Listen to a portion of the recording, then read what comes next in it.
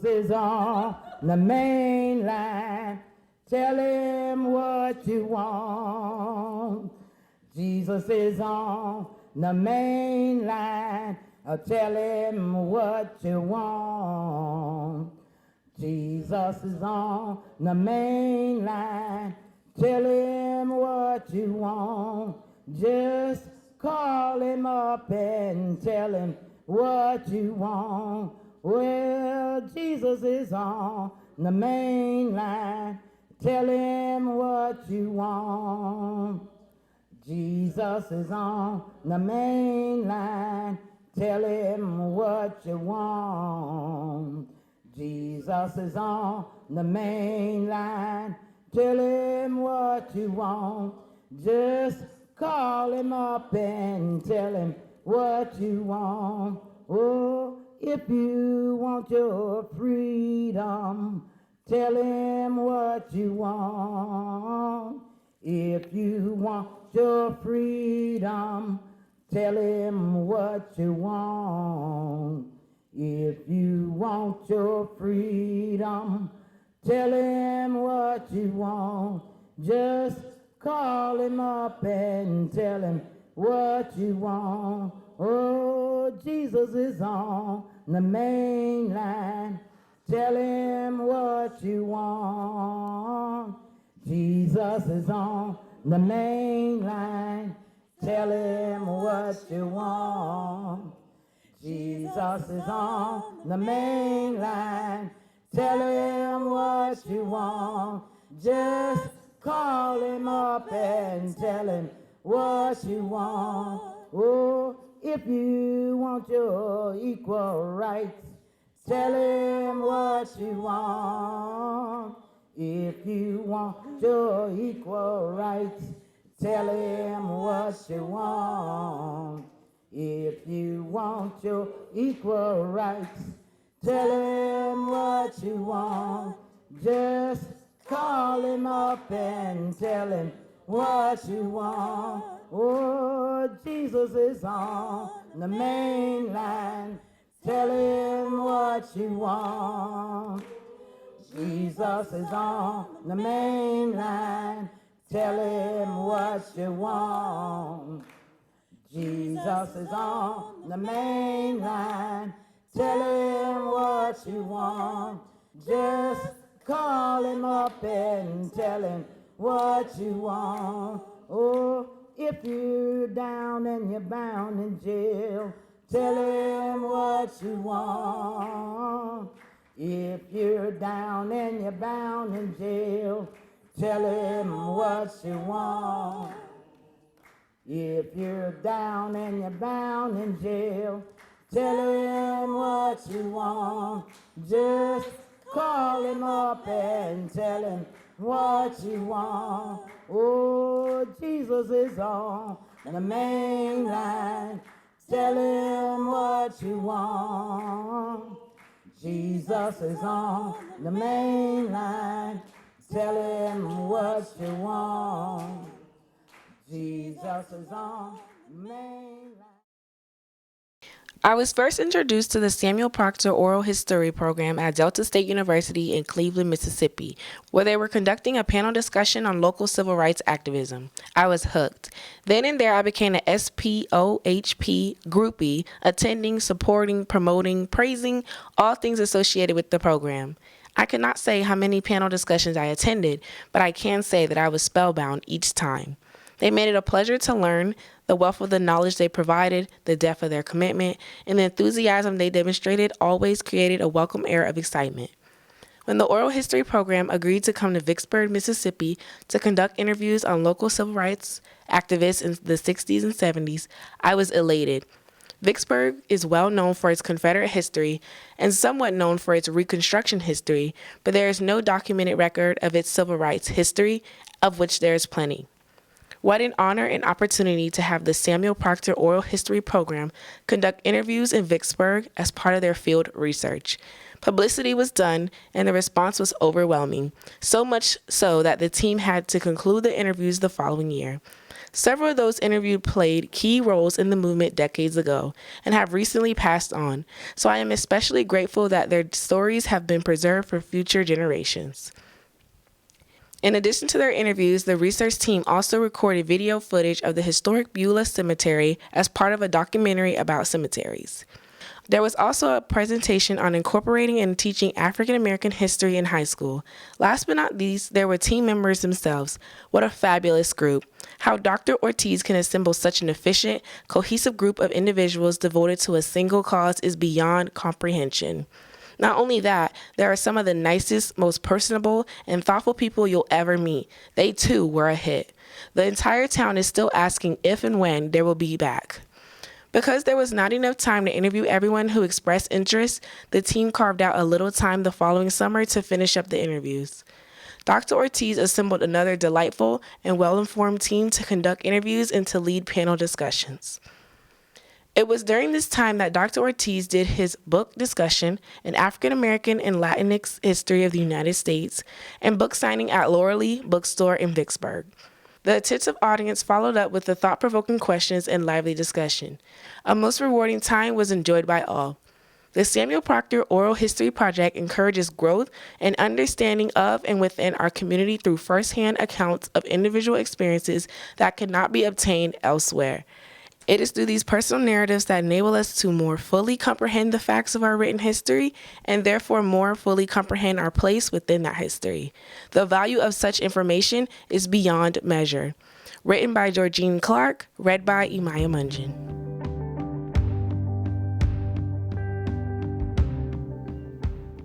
Hi, my name is Diana Dombrowski. I was a field researcher with the Mississippi Freedom Project from 2012 to 2015.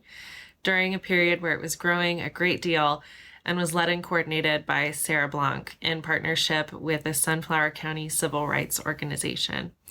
One of the most meaningful experiences for me was getting to learn from Margaret Block. She led us on tours of the Delta every year, and those tours were unforgettable. She was hilarious, an amazing poet, and had a devastatingly sharp wit that I still recall when I am facing personal or professional problems and wondering what the best thing to do is. And I carry her memory with me because she drives home in every way what the right thing is to do. And I was so moved by her example of hard work and daring and courage. And I'm really grateful to have learned from her. It was also hugely fun and rewarding to travel with people who became my friends year after year to the same place, getting to know the people there, getting to serve the goals of a group in the Delta. We weren't parachuting in. We were helping to record voices that we'd been asked to by a group who was already there and who was established.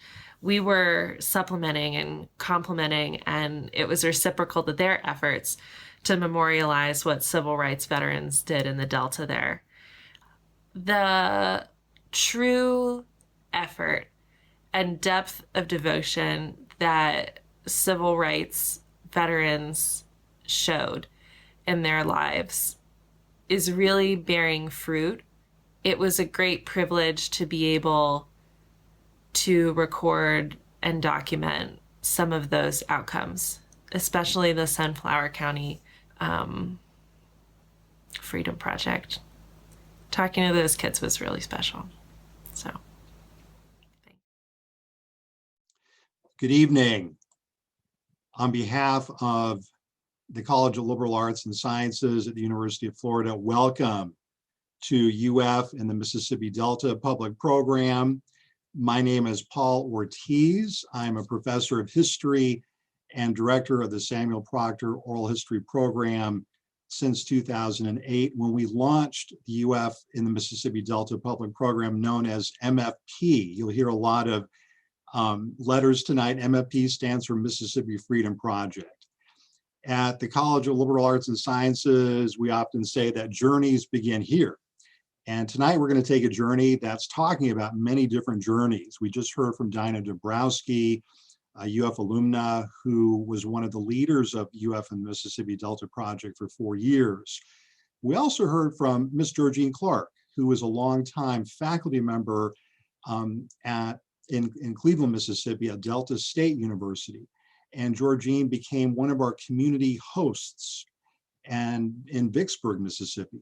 And tonight you're going to hear from UF students, alumni, community organizers, community hosts in Mississippi Delta who've made this entire odyssey since 2008 possible. And I want to right now and again, I'll be thanking folks throughout tonight. It's an emotional night for me because I'm seeing a lot of my former students who have graduated and who are returning this evening. So if you see me get a little teary-eyed, that's just going to be part of the program. But again, on behalf of the Samuel Proctor Oral History Program, College of Liberal Arts and Sciences, and UF, welcome to the UF and the Mississippi Delta Public Program. We're in for a real treat this evening.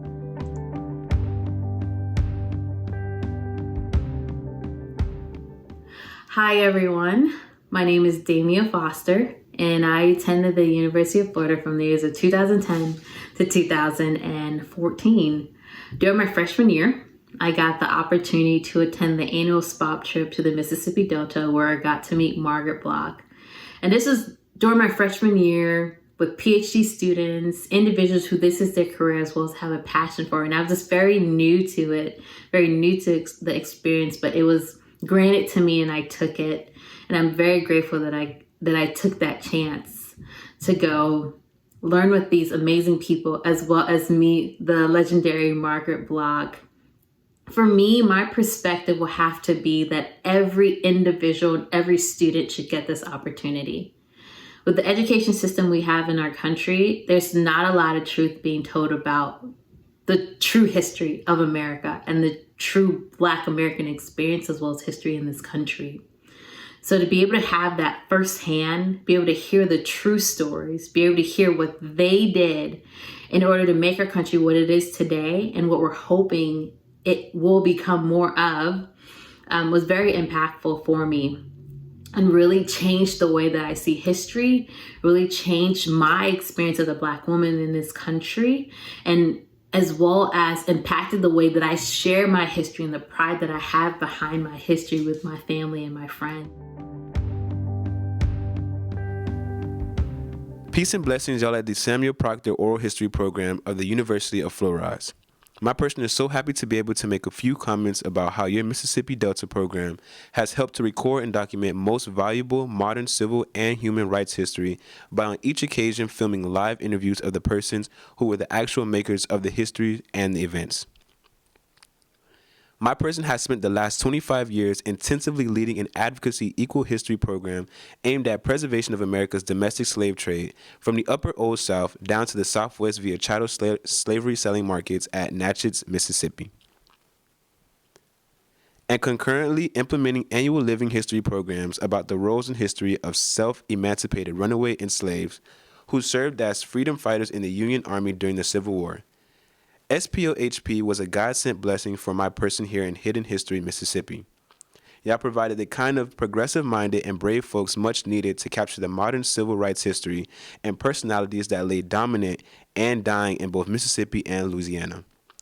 It was a pleasure to work with UF students of multicultural and racial origins from across the world, just like my person had been used to doing for 35 years living in California. Staff was the same, and both students and staff made for a social justice movement of the kind my person teamed up with to rescue endangered humanity and history via SPOHP. Written by Sir Seshsh Ab Heter C.M. Boxley. Read by Cedric Sawyer. Hi, my name is Breanne Palmer, and I'm a 2013 graduate of the University of Florida. And I was on the 2011 trip to the Mississippi Delta with the Samuel Proctor Oral History Program. That trip changed my life, it radicalized me, and it brought everything I was learning in the classroom to life. I remember meeting the late Margaret Block, who taught us about her role in SNCC and about being a freedom singer and about freedom songs. And I will never forget being able to spend so much time with her while she was with us in this life. And I still have a copy of Their Eyes Are Watching God that she signed for me as a gift. And so I can't describe how important the Mississippi Delta trip was to me personally, to my development as a student, as a person, and now as a lawyer doing immigration work, specifically work for Black immigrants. So thank you so much to SPOP. Thank you to Dr. Ortiz. Thank you to everyone who has been involved with the Mississippi Delta trip. And I'm looking forward to more years and more memories of these incredible trips and these amazing experiences. Thank you. Thank you, Breanne. I'd like to describe a little bit about what we've been watching so far. We've been seeing UF alumni, alumnas talk about their experiences in the Mississippi Delta. We've heard Georgene Clark, we've heard Sir Boxley from Natchez, Mississippi, talking about how they first invited the oral history program out to the Mississippi Delta to do oral history field work. And I want to talk a little bit about the origins of the project before we move on to our first live panel, as it were.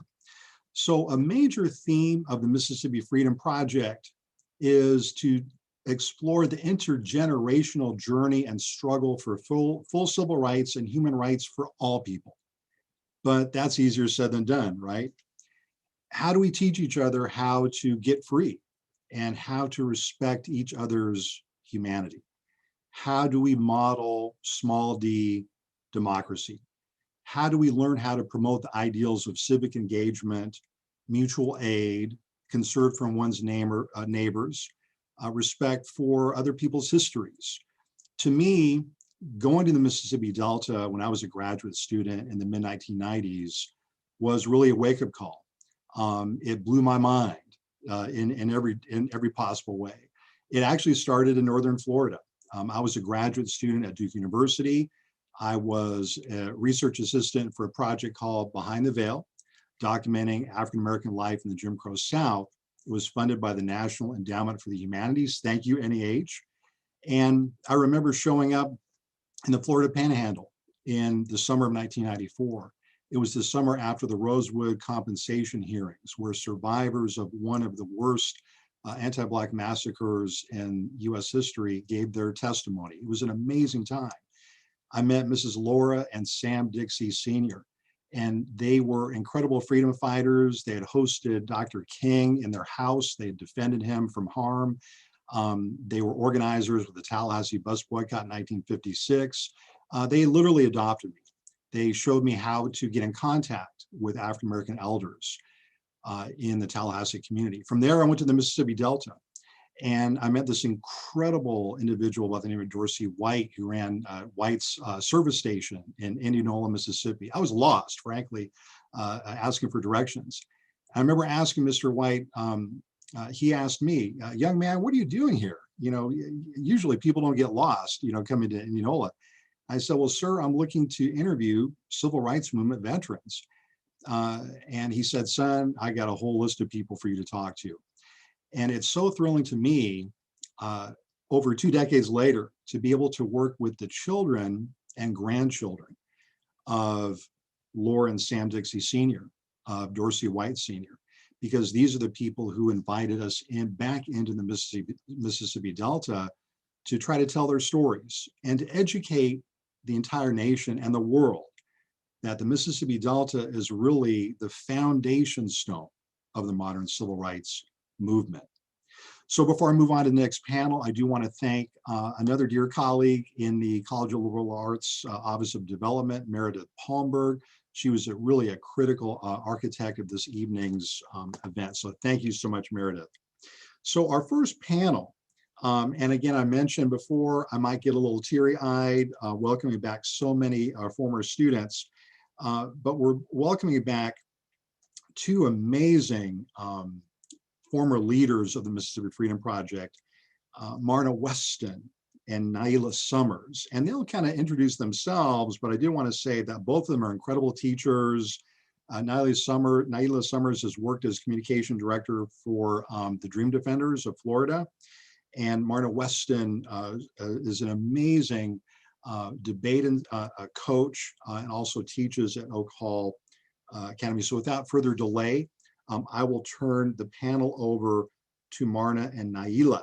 And the theme is what we call in the oral history program, the Margaret Block effect. Natalie, you want to go on? I haven't seen you in a minute. It's so wonderful to see you. Just so much love, so many great memories like Paul was talking about. Been a month of Sundays.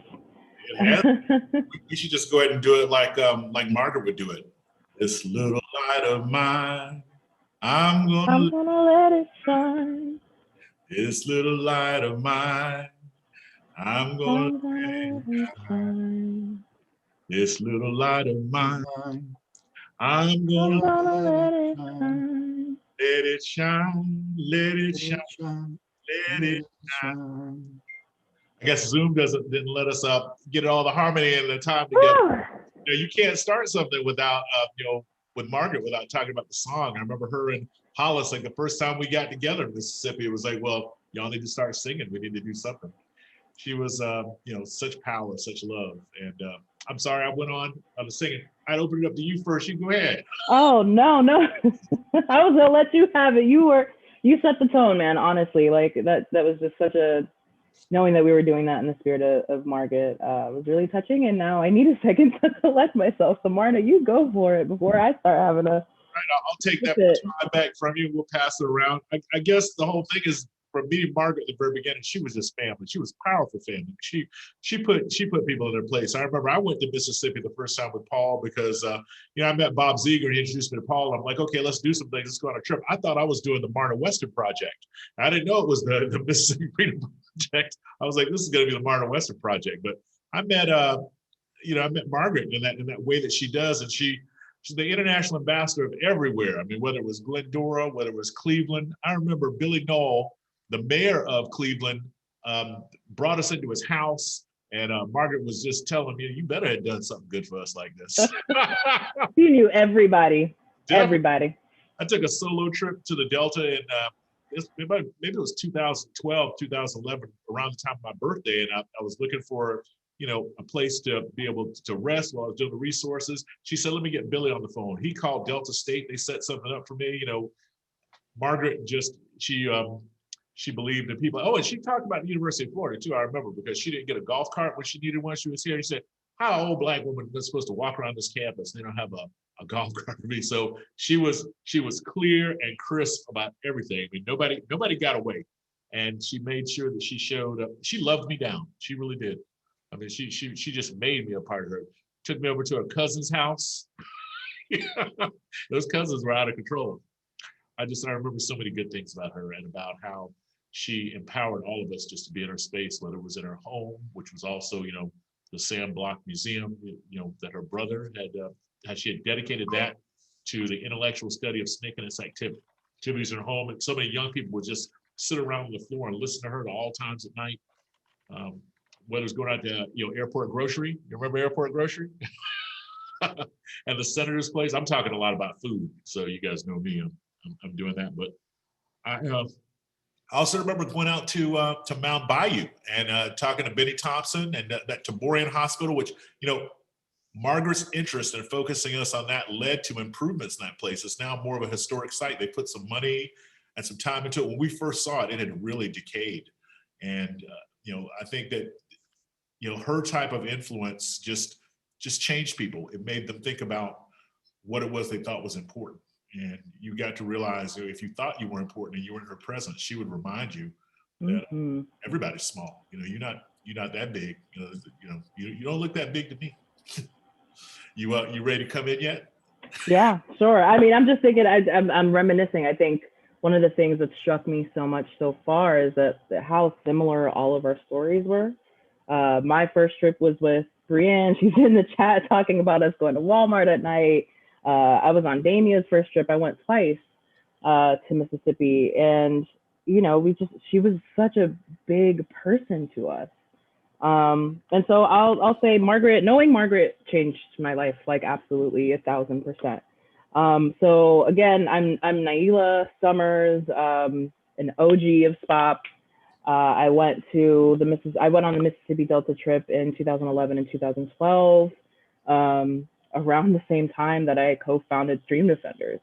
Dream Defenders was born out of the murder of Trayvon Martin in February 2012, and I met Margaret a year before that, right? Like, meeting Margaret, going to the Delta, getting involved in SPOC, knowing Dr. Ortiz, taking his class, like this all sort of culminated in where I am in my life right now. You know, the whole experience and knowing her, like it set me on a path. And I had to pull out my artifacts, of which I have many I've discovered. But, you know, the first time we met Margaret was September 21st, 2011. And loved her instantly. Marna, you mentioned the Sam Block Jr. Civil Rights Foundation, right? Like the hand-painted sign on her front porch, you knew what it was gonna be as soon as you walked in. And you know, the inside of her house was red. She had Black art.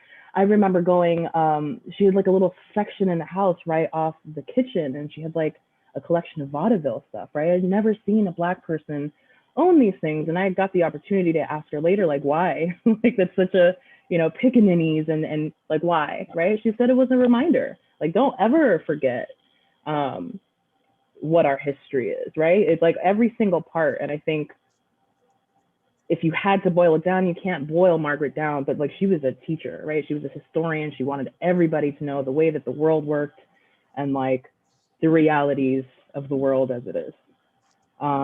And to also have hope, right? But I wanted, right? Like her influences, I found this at a garage sale and I think of it, I keep it in my kitchen, off my kitchen, like she did.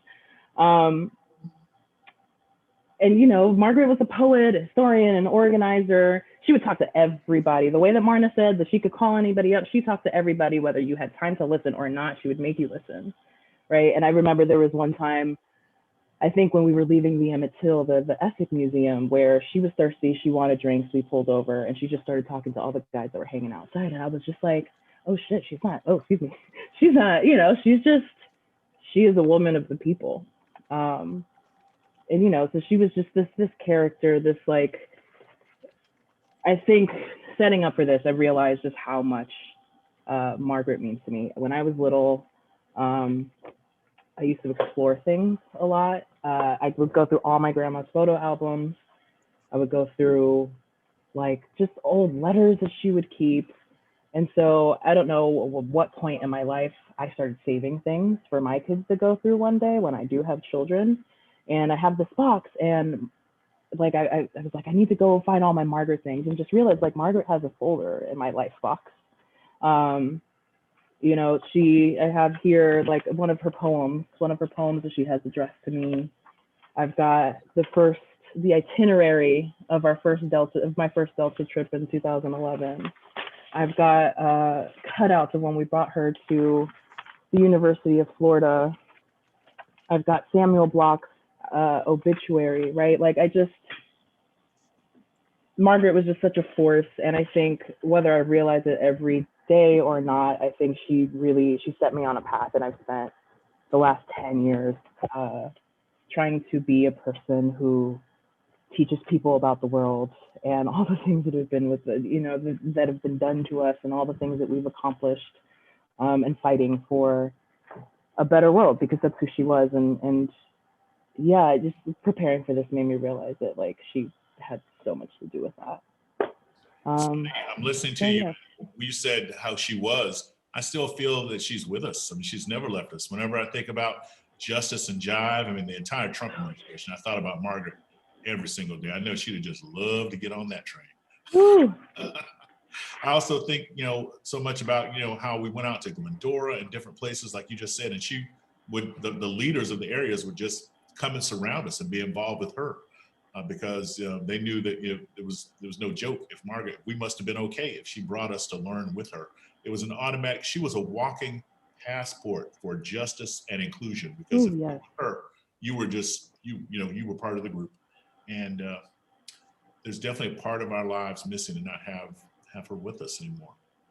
And I don't know, I'm just really pleased to see you. This makes the whole thing. And to see, Diamia, I remember she was in my summer class when she decided to come take that trip. So really, look at how she just, turned into the person that she is.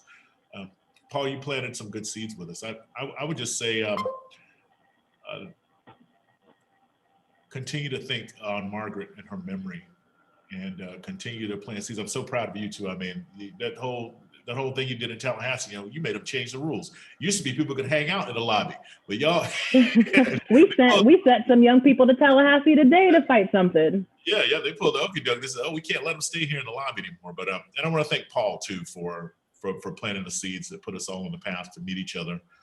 Absolutely. There are too many powerful stories even to share. I'm just honored to be here tonight and to share a few words with you, and just to see you. Just good to see you. Good to see you, Marna. Good to see everybody. Appreciate being here so much. My father and them always taught us that self-defense is the first law of nature. Mm-hmm. Yeah. Then I used to have me a little switchblade knife.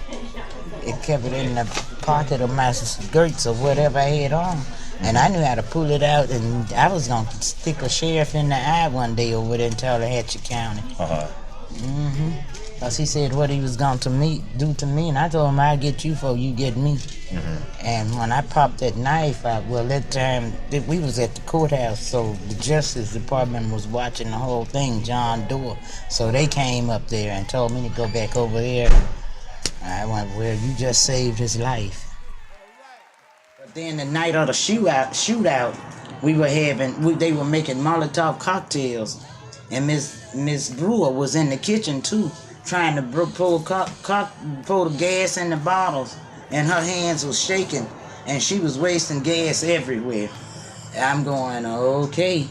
And Ed Brown was looking at me, and he said, do you know if she had set this house on fire, they'd have swore the Klan killed us, burned us out. And it would have been Miss Brewer wasting all this gas up in here. At that time, I'd left SCLC and was working for SNCC. Yeah. And I came and, was going around people. I noticed every time they'd see me coming and go in the house and close the door. And they didn't have air conditioners. And it was extremely hot. But I kept going, I went, they just scared, I'm going to keep on. If they see me every day, then they'll come, they'll start talking. The third day I was there, somebody came and found me and told me I got to run back over to the funeral home. And I'm going, what happened? What? I got everybody sitting up there looking so crazy, and I'm going, damn, what I do? Good. But I had the Klan had put the word out that they were going to get me. I had to get in the back of that hearse and go out on Creek Road with Miss Kegler and hide until somebody from the Greenwood office came and picked me up. And Mrs. Hamo, I admired her the way she just left off of that plantation and didn't look back. The best thing they could have done was let her vote and kept her on that plantation, because she came off of that plantation and brought the world, got attention, the world's attention about what was going on. Well, I guess I was born to do it. I don't know. It's just I'm the type of person that I think injustice in any form is wrong, and I'm going to try to do something about it. If it's injustice it's not good for the person that's perpetrating the racism, and it's not good for us that's on the receiving end, because the person that's perpetrating the racism, they are ignorant, and they need to get an education. And then on the other hand, we need to get an education. We better start educating our children ourselves, and don't trust the public schools to educate them, especially when it comes to their own history. Wow. So thank you so much, Marna and Naila, for helping us remember the importance of Margaret Block. Tonight, we're talking about intergenerational dialogues, intergenerational freedom dialogues. Margaret Block grew up in the Mississippi Delta. As a young woman, she was the project director for the Student Nonviolent Coordinating Committee. You'll hear the term SNCC quite a bit tonight. SNCC was one of the most important civil rights organizations in American history. And Margaret was actually our guide. Marta, I think, mentioned wherever Margaret took us, the walls kind of came tumbling down. People throughout the Delta had such a respect for Margaret Block that if she took us to interview a group of elders, if she took us into a church, if she took us into a fraternity hall, people respected her. And so we're just so grateful for the work that Margaret Block did with us. We brought her to the University of Florida and she did a poetry reading and just had such a big impact. But I just love the fact that in many ways, the UF and the Mississippi Delta trip, in a sense, retraces the steps of those courageous Student Nonviolent Coordinating Committee, SNCC organizers. People like Charlie Cobb, people like Fannie Lou Hamer, people like John Lewis, people like Julian Bond. Those are the steps that we're trying to retrace and to talk about and to remind people about. I want to make a couple announcements before I introduce the next portion of our program. We will be doing a Q&A at the end of tonight's session, which will run a little more than an hour. And so if you want to stick on and ask questions of any of the attendees, please do. We'll look forward to talking with you. So now we turn to some new testimonials, and I wanted to kind of preview these testimonials for you.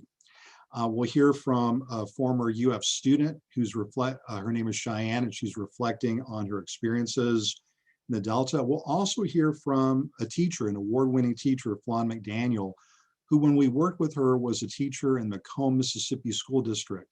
And Macomb, if you are familiar with the civil rights movement, and hey, Dr. Attorney John Dew, I know you're out there, and Dr. Professor Gwendolyn Zohara Simmons. I want to mention that attorney, Dr. John Dew and Zohara Simmons, who I'm just so privileged with to have been a colleague with for many years at UF. They would give lectures, John Dew and Zohara Simmons, about what it was like to be in SNCC in the early 1960s, and they would help prepare our students.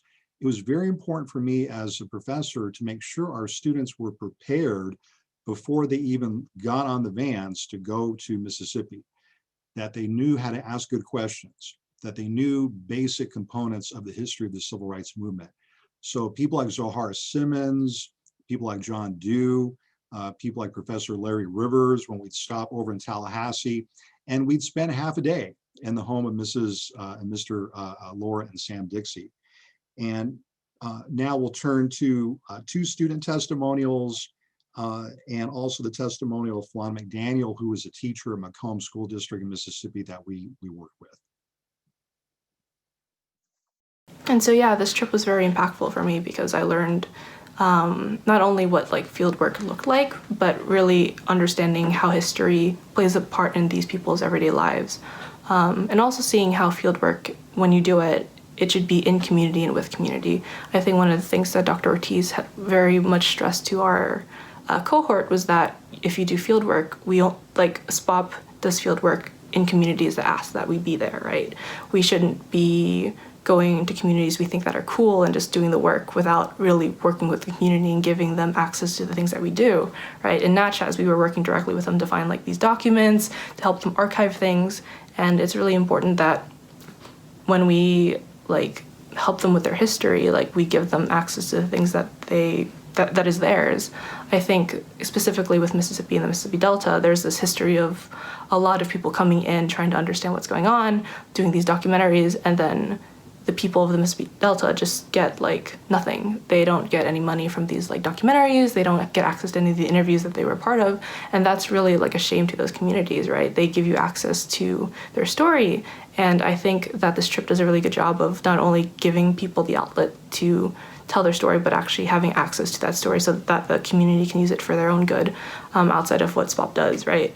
And so I think that those were just a couple of the things that are that I saw that I think would be really important for, or a benefit to people who are interested in this trip.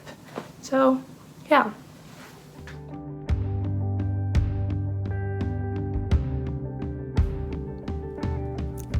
It was indeed a pleasure to have worked with the Samuel Proctor Oral History Program. When we were in the planning stages of developing a project to share oral history in Macomb, Mississippi, we flew out to Florida to get a better overview of how Dr. Ortiz and his staff had developed the program. Dr. Ortiz and staff provided the guidance and support we needed to get the Macomb Legacies Project off the ground and running. Our collaboration with the Samuel Proctor Oral History Program led to the success of the Macomb Legacies Project, leading students to compete on a national level sharing oral history. It was also an honor to have received the Martha Ross Teaching Award for the work we did in collaboration with the Samuel Proctor Oral History Program. This would not have been possible without the guidance and support from the Samuel Proctor Oral History Program. Flon Mcdaniel, Macomb Legacies Project, Macomb, Mississippi.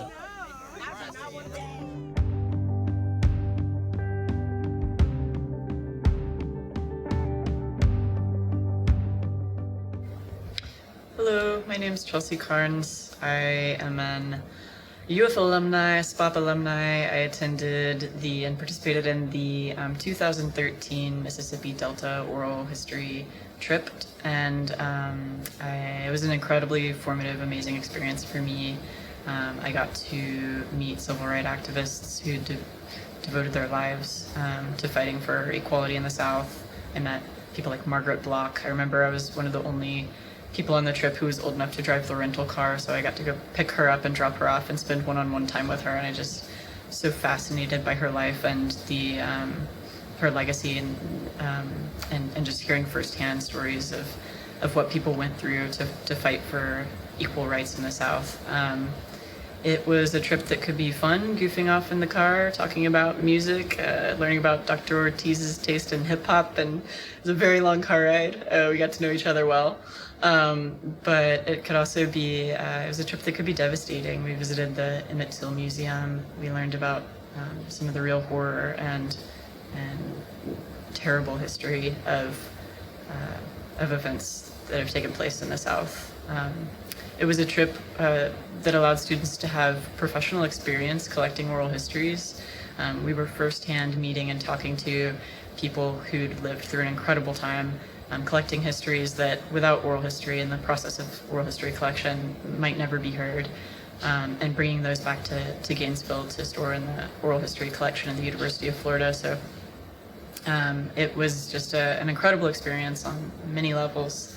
I'd recommend SPOP and this experience and others like it that SPOP provides to anyone. It was great for me. I've gone on to become an educator myself after my experiences with SPOP, and got my master's, and now I teach, and I am affected and better for the experiences I had at the Samuel Proctor Oral History Program, and particularly my experience visiting the Mississippi Delta. Thanks.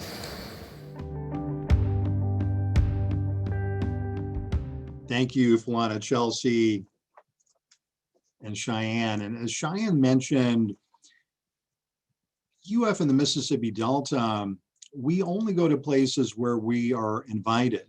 And there are so many ongoing history projects in the Mississippi Delta. Flon Mcdaniel mentioned the Macomb Project. And so there we partnered with Macomb High School to help teach basic oral history techniques, and brought our techniques from UF to Macomb, Mississippi. And I have to mention, oral history we engage what we call dialogical learning. That is, we learn from the communities that we work in. We learn their histories. They learn, but we are mutually creating knowledge. That is, we're learning together, we're listening, right? So the Macomb Legacy Project was a very important project that taught students how to do oral histories in the civil rights movement. At the same time, it taught them how to do very sophisticated audio and video production using the most advanced software at the time. We're also frequently called in to work with museum groups in the Mississippi Delta to help them build oral history collections, or as was mentioned earlier, to help them digitize or archive or process papers, right? We do days of service in local historically African-American cemeteries just, clipping grass, helping to clean the grounds. A little later tonight, we'll hear from our dear colleague, Mary Olson, and colleagues from the Elaine Legacy Center. We were invited there 2 years ago to help commemorate and document the 100th anniversary of the Elaine massacre, and a horrific event that took place in 1919. So I wanted to emphasize and reflect on what our students said earlier in our alumni, that we don't just kind of go barging into a community or group, and we also do it in small groups, right? We don't want to overwhelm communities. And so it's been such a blessing to be able to work with the Mississippi Freedom Project. And I'll talk a little more about some of our other collaborations as the evening continues. But now it's my great pleasure and honor to be able to introduce our next live panel. We have two tremendous discussants. Ahmad Sanchez, who is a senior at the University of Florida and was our trip co-coordinator for the Mississippi Freedom Project, and Professor Justin Hosby, who before he was a famous professor, was a graduate student at UF that went with us and who engaged, and I'm very grateful for Justin's mentorship of our undergraduates and his tremendous leadership. So Professor Hosby and Mr. Sanchez, I'll turn it over to you. Thank you, Dr. Ortiz, and it's great to be here. And the tribute to Margaret Block, I just had to speak on that really quickly, just almost brought me to tears, and just I miss Margaret Block so much. She was so important to the trip, and just she transformed, similar to how she transformed Naila's life, she transformed my life as well. So just want to say that to Margaret Block.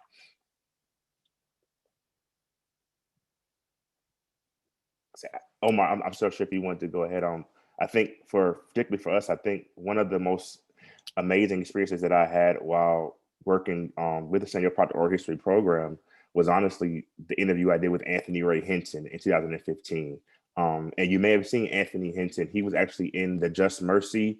He was depicted in the Just Mercy film that came out about Bryan Stevenson, Equal Justice Initiative, that came out last year, I believe. But he was depicted there, and there's a bit at the end of the film, there's a short kind of story about his life and what happened. But that interview was conducted by, it was myself, my brother Derick Gomez, Brittany King, and for us, and Brittany Mejia as well, Brittany Mejia. And part of it was just trying to understand at this moment in time, Anthony Hinton had been incarcerated unjustly for 30 years. He was on death row for the majority of the time that he was actually incarcerated. And he had been exonerated and gotten out of prison, I believe, about 6 months prior to our interview with him. So he was really, really fresh in terms of just recollecting his experience and talking about what the transition was like, leaving jail and leaving prison, and then going back into his normal life with his family again. And the interview was transformative for me because in many ways he talked about the trauma that he experienced, number one, being in solitary confinement for the majority of that time. And that's where I began to really understand and think about just the history of solitary confinement in this country. And of course, it's kind of, the things that predate that, going back into slavery, but thinking about the form of torture that we allow in our society by allowing solitary confinement to kind of be a way that we kind of incarcerate people. And what struck me throughout the entire interview with Mr. Hinton was at the end of the interview, he had no malice. He had very little anger in his heart.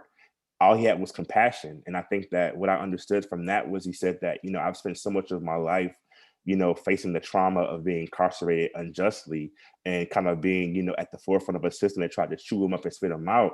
And he said that at this point in my life, I just have to give back. I just have to think about how can I contribute to make sure that other, young Black youth what happened to me doesn't happen to them as well.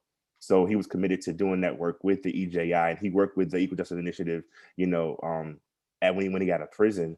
But just seeing his life and seeing, if you can Google him now, you can look at everything now on YouTube to see him speaking. But he's just an amazing person. It was really, thank you, Dr. Ortiz, for, the trip to Mississippi. And that was in Montgomery, Alabama, actually. But it was amazing to be there, and the chance to actually interview and learn from Mr. Hinton was really powerful. Yeah, speaking about the Equal Justice Initiative, I actually, before I went on the trip, I didn't really understand what was so bad about the prison system until I went to EJI. I think going through that museum, you start to realize how everything's systematic, and it's a really messed up system that's trying to keep us down. So I'm glad you mentioned it. An interview I did was actually in Arkansas. Is with this guy named Minister Sukara. He was also known as Sweet Willie Wine. And I love talking about Sweet Willie Wine. He's one of my favorite interviews, and I've done so many interviews over the years. So this interview was like 2 hours long, but I promise you, if I could have been there for like 5 more hours, I probably still would have been talking to him.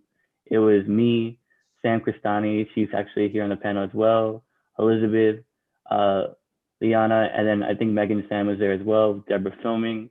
And it was the most enlightening, I guess, interview for me, just because Sweet Willie Wine came from like a different background. Like he was an activist, like, but a young activist, someone who kind of wasn't respected at first because he came from prison. But when he got out, like he came out and he's like, I want to change stuff. I want to make a difference. So he got involved in the Poor People's Campaign in Memphis. And he's actually there shortly after Dr. King was assassinated. And he kind of took that up. And he also became a leader within a Black Power group called the Invaders. And he was known as being an organizer for young people in all of Arkansas. And he was such a menace to white supremacy, they made a law after him. It's called the Sweet Willie Wine Law. And it prevented people from organizing. And I just thought that was the coolest thing in the world. Like, how can you do so much that they have to make a law and name it after you? Like, I feel like if I had a law about me like that, I'd be over the moon. But also it goes to show that like white supremacy is still around and it's trying to keep us down and trying to stop us from organizing and protesting, learning this kind of stuff. So going to the Mississippi, you really don't want to learn, like before going to Mississippi, you don't really learn about like any of this kind of history. Like I didn't know Sweet Willie Wine, and like I actually Googled him and people are like, oh, I thought he was dead in 2010.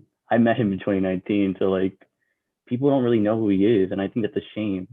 And it's this experiential kind of learning that you just don't get anywhere else besides SPOP and the MFP trip, Sweet Willie Wine is like someone I'm never going to forget.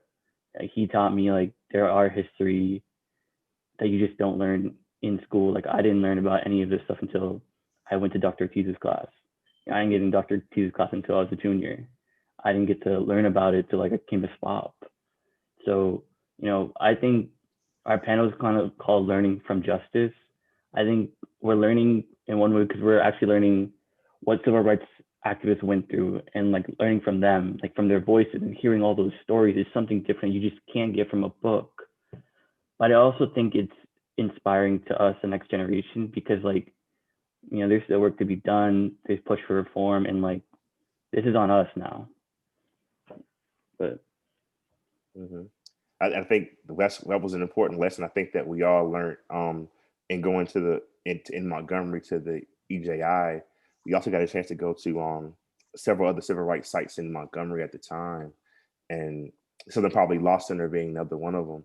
And I think what I really learned from Mr. Hinton's story for the most part really was to think about how do you still move in a way that I think you mentioned Omar, just a minister of white supremacy. So be a minister of white supremacy, but there's a way to do that full of kind of compassion and love at the same time, and kind of in righteousness. And I think that I think interviewing Mr. Hinton, he was not the most kind of exuberant, or he was not the loudest person in the room, but you could feel his heart literally when you spoke with him. And I think that's one thing about the interview, and I think maybe other people who were there can speak to that as well. Just you could really get a sense that this person had been treated unfairly, but he never allowed the misapplication of justice to tear away who he was as a human being. And what was remarkable to me was that he would talk about how sometimes it was the more subtle things about everyday life outside of jail that he really, really struggled with, because he would talk about how going to malls or going to crowded places, for example, he struggled with that a bit because he just felt a bit of vertigo in those moments. And even he said that the time that he was in solitary confinement on death row, he was used to sleeping in a very small cot. So he said that literally when he got his own place he felt uncomfortable in his own bed. He had like a full-size bed or queen-size bed. He said that I just felt uncomfortable because for 30 years, I contorted my body into sleeping into a small cot. And now with the bigger bed, I'm not used to stretching out. And so my muscle memory is a bit off. So I think the interview really, and I would love to kind of speak more about it and write about it as well, just about the kind of psychological impacts of our prison system. And really these are forms of state-sanctioned torture that are happening. And I think that it's not, oftentimes in the media, it's not covered as such. And I think that when people are, incarcerated in many ways, they're seen as kind of like they're incapacitated, they're away from all of us, and they're not, and you don't have to worry about them anymore, really. But I think that we're seeing now with just the way that COVID and the pandemic is hitting people who are incarcerated, thinking about climate change and about how that affects incarcerated people, and also the exploitation of incarcerated folks' labor too across the United States, especially in the U.S. South. I think that, Mr. Hinton's story is important, and I'm glad that Bryan Stevenson included him in the story of Just Mercy film. And I hope that more people just learn about his life and about what he's doing now, because he's a remarkable human being.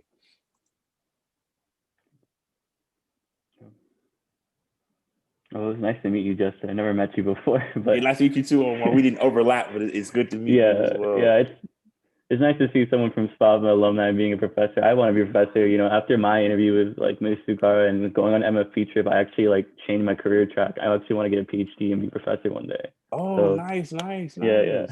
Yeah. I say, I work with Dr. Ortiz and at UF in the oral history program. I wouldn't have the job that I have now without that. So I think I owe a great debt to SPOP, and that's why I always come back whenever I can, because I really appreciate the mentorship that I got from Dr. Ortiz, and also just about the mentorship I got from Miss Sheila and everybody that I got to meet there. Hey, Miss Sheila, but yeah, so it was great. I think so. The overriding message is we love SPOP and we really appreciate y'all. Yeah, absolutely.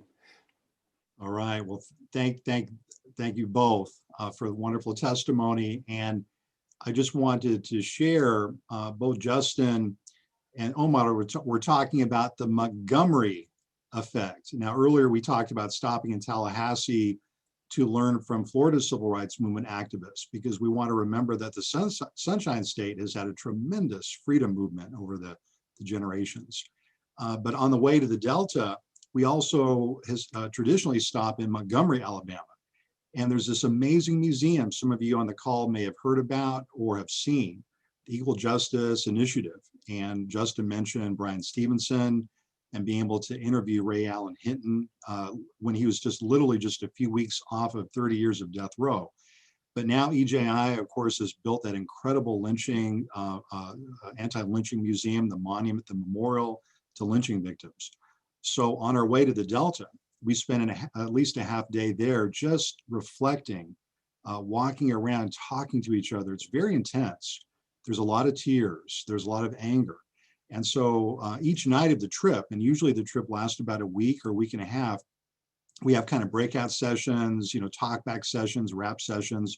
We're always talking to each other, right? The trip from Gainesville to the Delta usually takes about 12 hours. But when we stop in places like Montgomery to talk to people from the Equal Justice Initiative, a new kind of education really begins. And as a classroom teacher, I love lecturing. I love assigning, as my students, current and former students can tell you, I love assigning readings, right? Maybe too many readings sometimes, but being able to connect the classroom to the field, to field work, the way I was taught by great professors like people like Peter Wood, Bill Chafe, Charles Payne, Larry Goodwin, being able to connect the classroom to field work and getting out in the open and in the world is really, really very important. I also want to thank some other incredible educators on the line tonight. I noticed Tony Lee Maitland is with us. Welcome back, Tony Lee. Professor Sharon Austin, my colleague from African American Studies, tremendous writer about Mississippi, Black politics.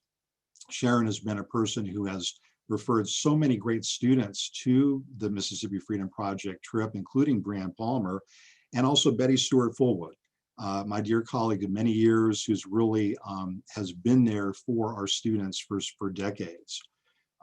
So our next, as we turn to our next segments, we're going to continue to really emphasize the theme of academics working in communities and how we bridge the town and gown divide, and how we do that across states, across timelines, if you will.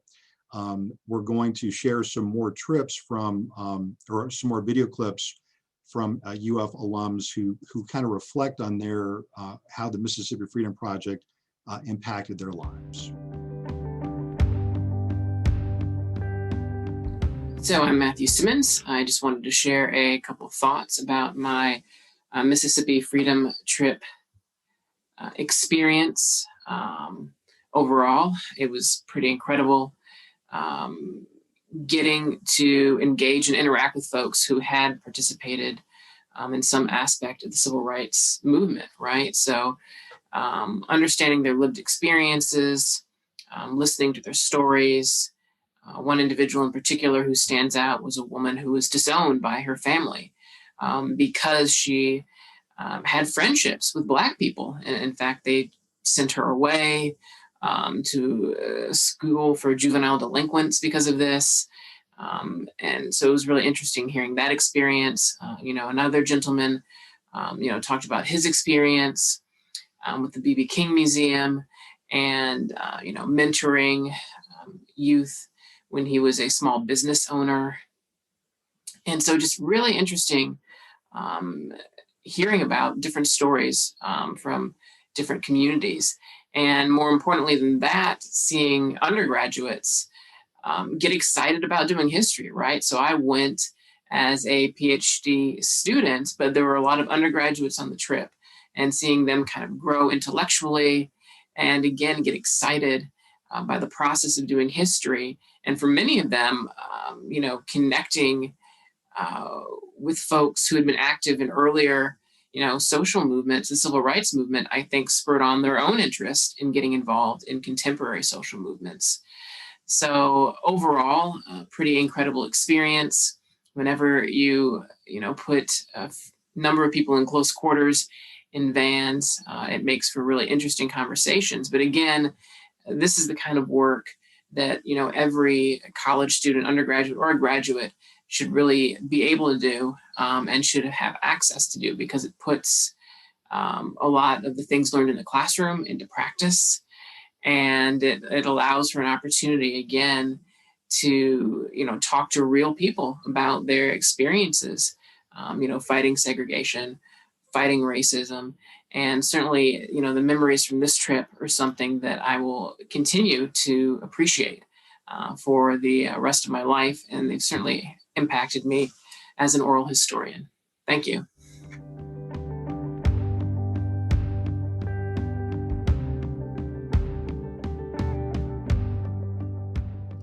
Hi everyone, my name is Allison Mitchell, and I went on the Mississippi Delta trip in the summer of 2017.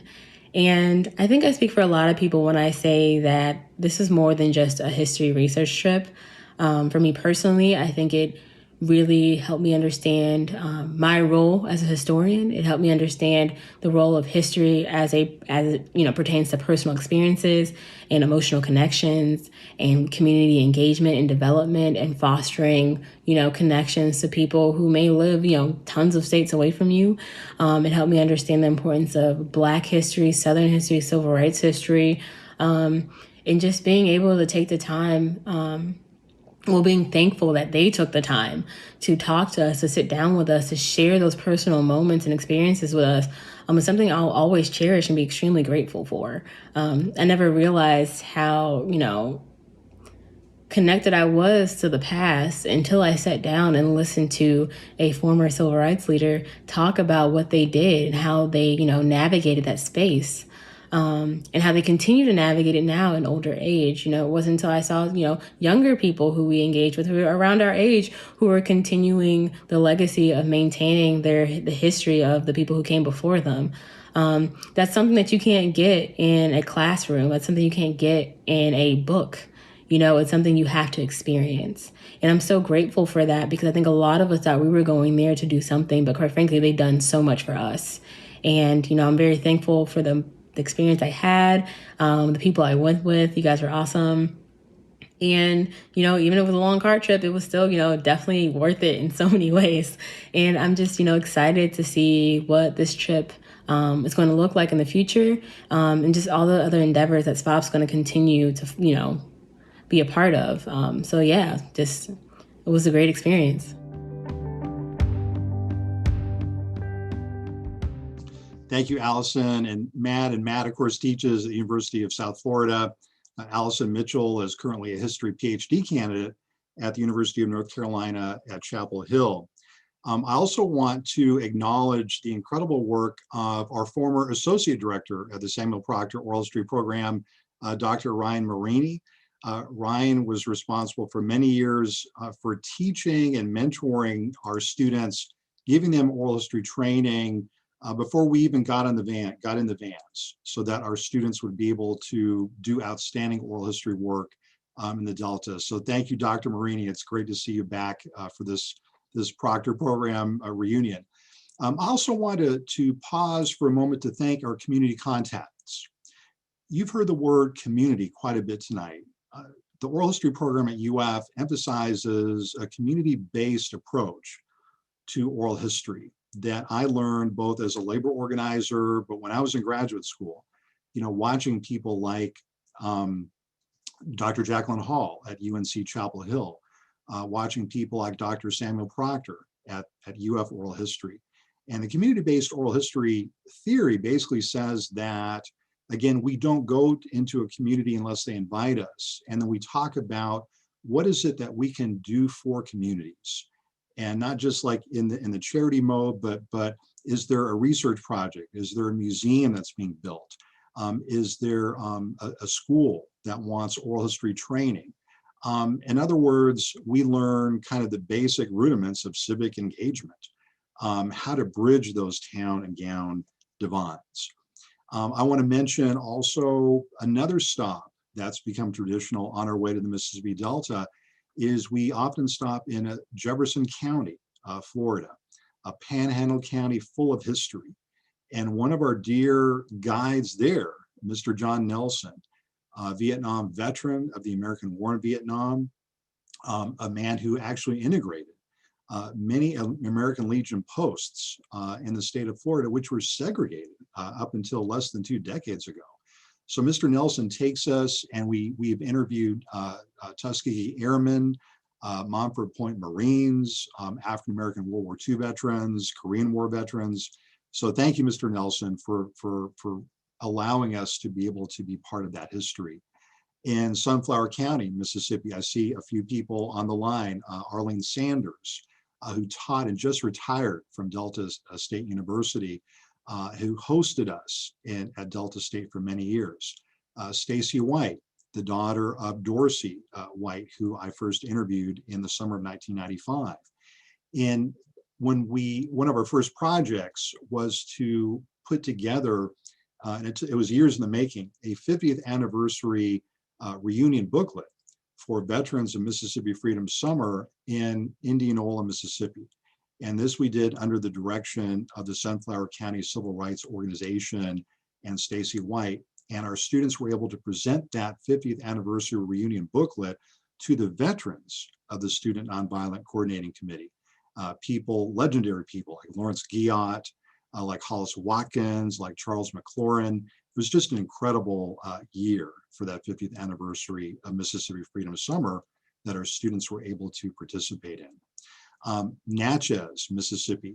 I want to thank Pierce Butler, my colleague in Veterans for Peace, who initially gave us the introduction to Natchez, Mississippi. Now, those of you familiar with Natchez geography know Natchez is a little out of the Delta, it's a little to the south, but it has full of history nonetheless.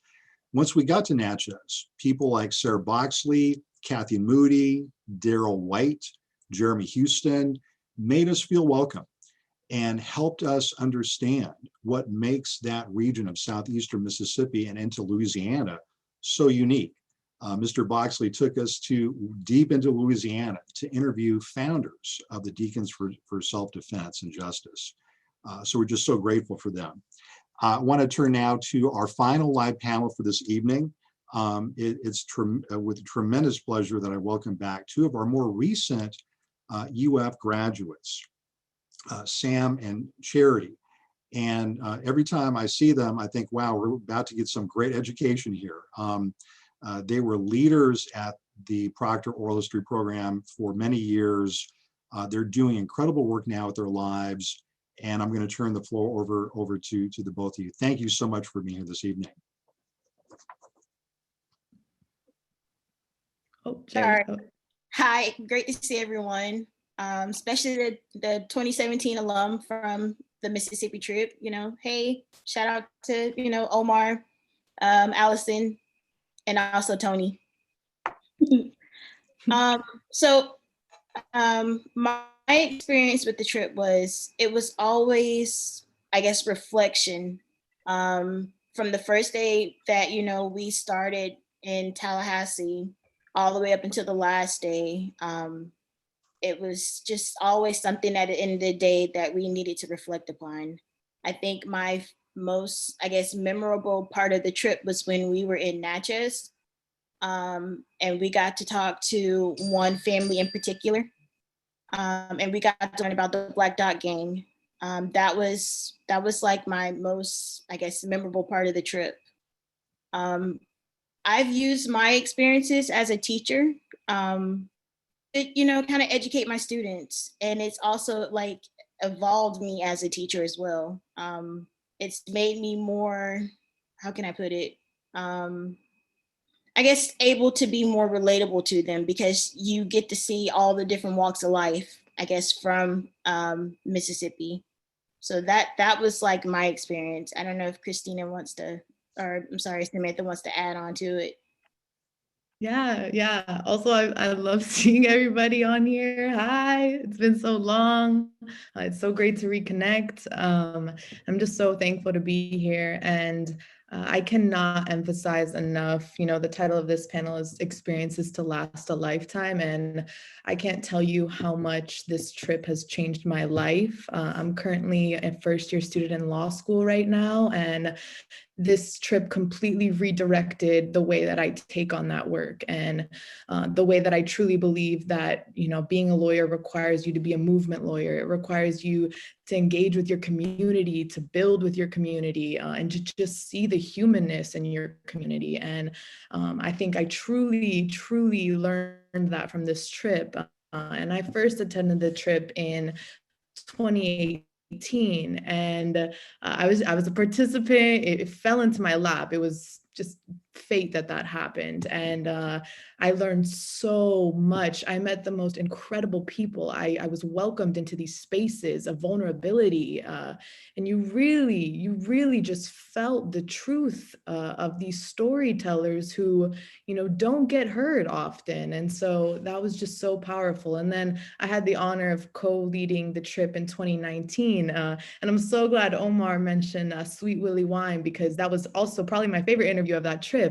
And towards the end of the interview, he said, you know, to all of us, he said, you know, this freedom work, this is a lifetime job. Are you all prepared for that? Are you ready for that? And I think we all looked at each other and we're like, hell yeah, we are. Yeah, we're ready for that. So just incredible experiences. And Sherry, if you want to say anything else, please, but I can't emphasize how much this trip has changed my life. Yeah, I mean, it really has. And also, I guess the memories that I've made with people and connections, not only, I guess, with the community, because it was a really good bridge from there, but even with students that came on the trip with us. I mean, those are connections that I guess have been like there for a lifetime.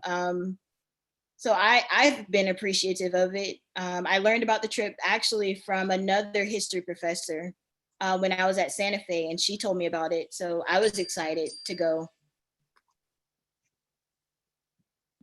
Yeah, and just also emphasizing how, you know, like this trip led me to so many other spaces. Like when I came on like the Dream Defenders, like this trip radicalized me. This trip really taught me a history that growing up throughout my whole life in the US, you don't learn it at all.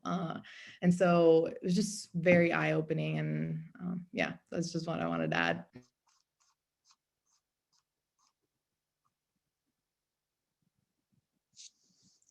Well, thank you both. I wonder if you wouldn't mind telling us kind of what you're doing now, Charity. We were talking a bit earlier before the program started.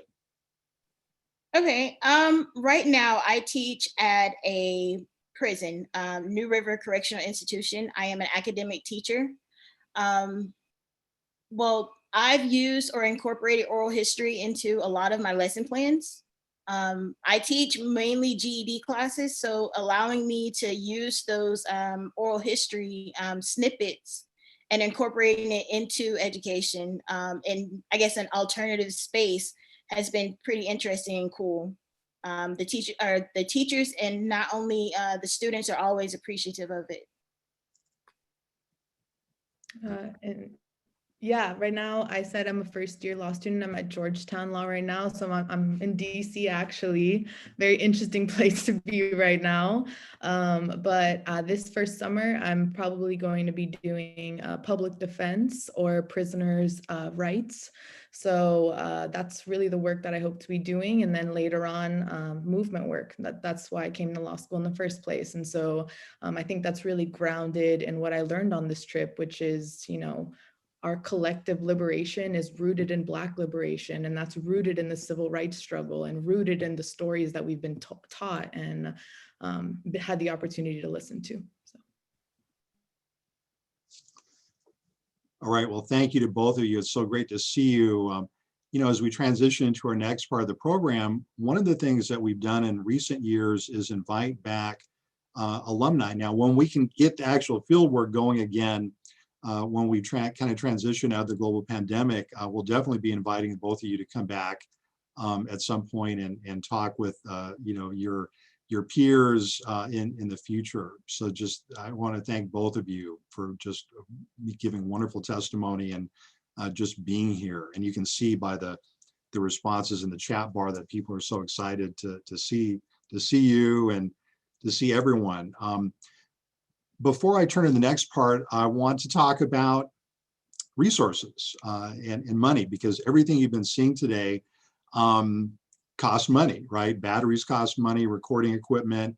The goal of the Mississippi Freedom Project trip is really to make the trip as free as possible for our students. And so we pay for lodging, we pay for transportation, we even try to cover, you know, 2 or 3 meals. We really try to make this trip egalitarian and open in terms of being open to all students, right? And so I really want to thank so much our first and really most important funder to get the program started. Even before I arrived at the University of Florida, when I was still a professor at University of California, Santa Cruz, I got a call one day from this young Office of Advancement officer at the College of Liberal Arts and Sciences at UF. His name was Cody Helmer. And Cody said, Professor Ortiz, can you pitch an idea that might interest a donor? And so I actually pitched this trip, the Mississippi Freedom Project trip. I didn't create it out of thin air because, again, as I mentioned earlier, I've been talking to Stacy White at Mississippi Valley State University about bringing a group of students to Mississippi who could help put together an oral history project that could commemorate Freedom Summer, right? So that was kind of the genesis. But anyway, I pitched this idea to Cody Helmer, and he said, well, give me a week. A week later, he called me, and he said this gentleman by the name of Bill DeGrove had pledged $10,000 per year to support the trip. So that got us started. That was our seed money. That made it possible to start the trip. Later, other incredible individuals stepped up. I want to mention my dear colleagues, Bob and Gay Ziegler, who both passed away a few years ago.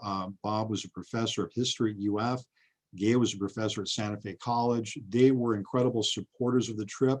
And then the intergenerational theme, it's passed down. So their son, Roberto Ziegler Jr. and his family now have provided critical financial support for our trip. Both sons of Samuel Proctor, the founder of the Samuel Proctor Oral History Program, Mark Proctor and Alan Proctor, have not only provided resources, but Mark Proctor has taken us out to lunch almost every year on our way back from the Delta. You've heard from a lot of current or future attorneys in this call tonight. So Mark Proctor is a senior partner at Levin and Papantonio. And of course, as many of us know, Fred Levin just passed away just a couple weeks ago from COVID-19. And Mark Proctor would take us out to lunch in Pensacola, kind of our halfway on the trip back from the Delta, right? And gives a great pep talk to all the pre-law students. Why do you want to go into law? Why do you want to become an attorney? And he helps our pre-law students understand the moral commitment to social justice that has driven him and has really defined his career. So I'm really grateful for all of those individuals for supporting us. So we're going to see now our last kind of round of testimonies, a video testimonial. We've from Derick Gomez, from also our Alachua County Poet Laureate, Stanley Richardson, and a testimonial from our community guide and organizer in Elaine, Arkansas, Mary Olson. Participating in the Mississippi Freedom Project trip with the Samuel Proctor Oral History Program was the single most formative part of my college experience. I would dare to say that most of those lucky enough to get into a white van outside of Pugh Hall early on a summer morning to make the trip out to Mississippi would say the same. The trip changes you. It forces you to reckon with the brittleness of the official narrative about the civil rights movement. The real legacy is more painful and still unfinished, but also you get a sense of the incredible bravery and resolve of the organizers and educators and activists and community members that were willing to confront an unjust system. It's an honor that these communities, especially the elders, would welcome us into their homes. They would sit down with us and allow their memories to be recorded, even the most painful ones. All of this would have been impossible without Margaret Block. I hope she's smiling up in heaven, knowing that we're still talking about her after so many years. What a force of nature she was, with her dry humor and willingness to tell you exactly how she felt about you. One of my favorite moments was sitting in a pizza restaurant in some backroad Mississippi town with Miss Margaret reciting her fiery, truth-telling poetry without a care in the world who heard. That's still a moment that inspires me, to be honest, and to always honor the legacy of those that fought to make this country a little bit more just. And I'm really happy to have been part of this trip, and I'm really happy to have been asked to give a couple of my thoughts, and I hope that this is a good program.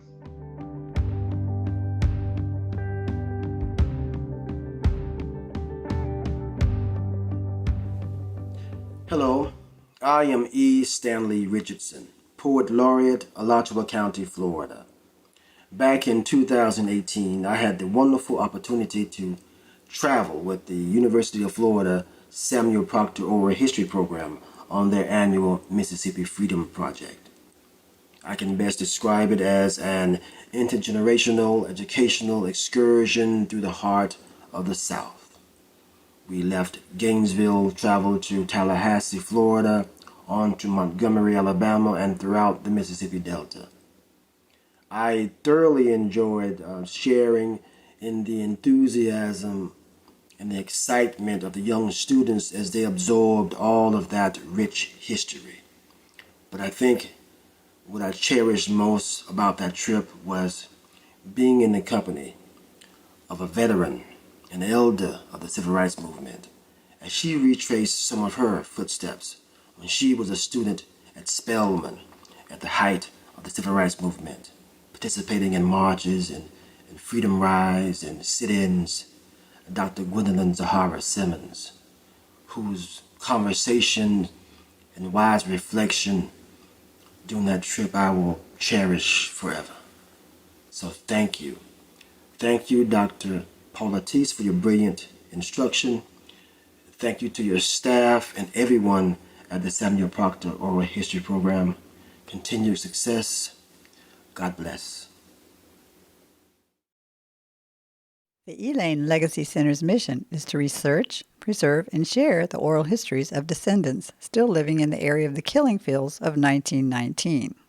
Building on the foundation of faith, values, and determination of our forebears, we are building our village as a center of Delta spirituality, culture, art, music, and education, so that pilgrims and tourists will find meaning here. We appreciate Dr. Paul Ortiz and University of Florida students and staff who came with him and eagerly await their post-COVID return. They listened to our stories, recorded them, and then made them available to us. One recording is on our website, which is ElaineLegacyCenter.org, and others are used as needed. Unlike so many others who come to Elaine, Dr. Ortiz was sure everyone understood. You do not try to change our stories to fit what you say happened in Elaine. Unlike many others who come to Elaine, you do not try to make money for yourself from our stories and leave. Instead, you come with academic integrity, a respect for all of us, no matter how poor we are, and you leave us with a little more pride and hope for our future. Written by Dr. Mary Olson, Elaine Legacy Center, Elaine, Arkansas.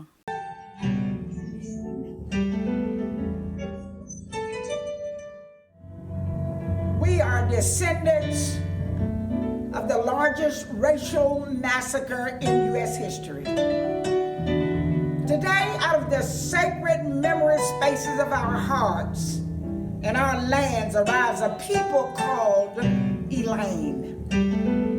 A people determined to create a different world. A people without resources, but determined to build a world of equity for all people. For our children and our children's children.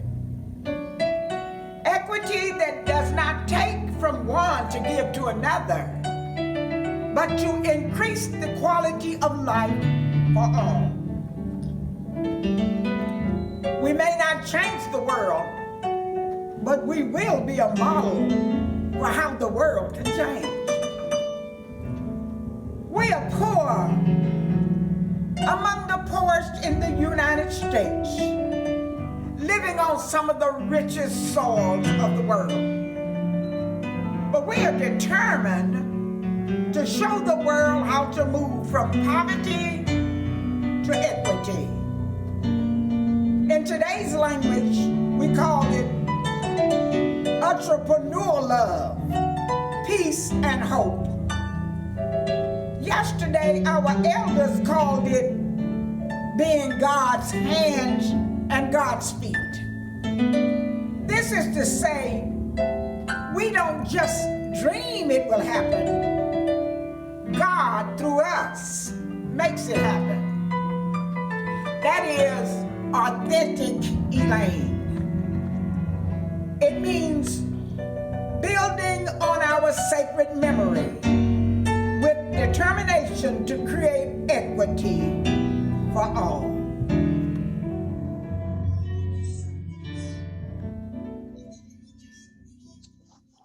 When I was in graduate school at Duke University, way back in the 1990s, if you would have told me that I would have been in Elaine, Arkansas, around the 100th anniversary of the Elaine Massacre, I would have said, what? This was an event that was in the history books. It's one of the worst, most horrific anti-Black massacres in the history of this entire hemisphere. It involved federal troops attacking Black communities, Black farmers. It involved white developers and realtors stealing that land and expropriating it after federal troops gunned down entire Black neighborhoods. So one day I got a call from Dr. Mary Olson, and she said, Professor Ortiz, we've been watching your program from afar. We'd like you to come and help us document and commemorate the Elaine Massacre. And, you know, I literally was in tears. I couldn't believe this incredible opportunity. And I just want to say that the students on that trip made me so proud and were incredible field workers. The stories that were shared with us were sometimes painful stories, but they were triumphant stories from the Arkansas Delta. The idea that this tragedy had occurred, that the federal and state authorities had inflicted it upon Black Arkansans, but the fact that African Americans in Elaine and their allies had turned this story around and said, we were among the founders of the modern civil rights movement. We turned this tragedy into a story of human rights struggles, into a story of let's talk about reparations now. So I just want to thank Mary Olson for inviting us in, and we will be back to Elaine as soon as we can. I also want, as we close tonight, and remember we are going to have a Q&A. We've asked our panelists, some of whom can stick around to answer questions. We'll have in the chat bar. But also wanted to do some more thanks. Everything you see tonight had to be arranged. Tickets had to be purchased to museum trips. Hotel rooms had to be reserved. Vans had to be reserved. Vans had to be filled with gas. Phone calls had to be answered. Interviews had to be scheduled.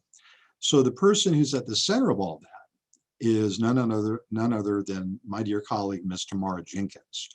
Tamara Jenkins has been the office manager at the Samuel Proctor Oral History Program now for about a decade or more.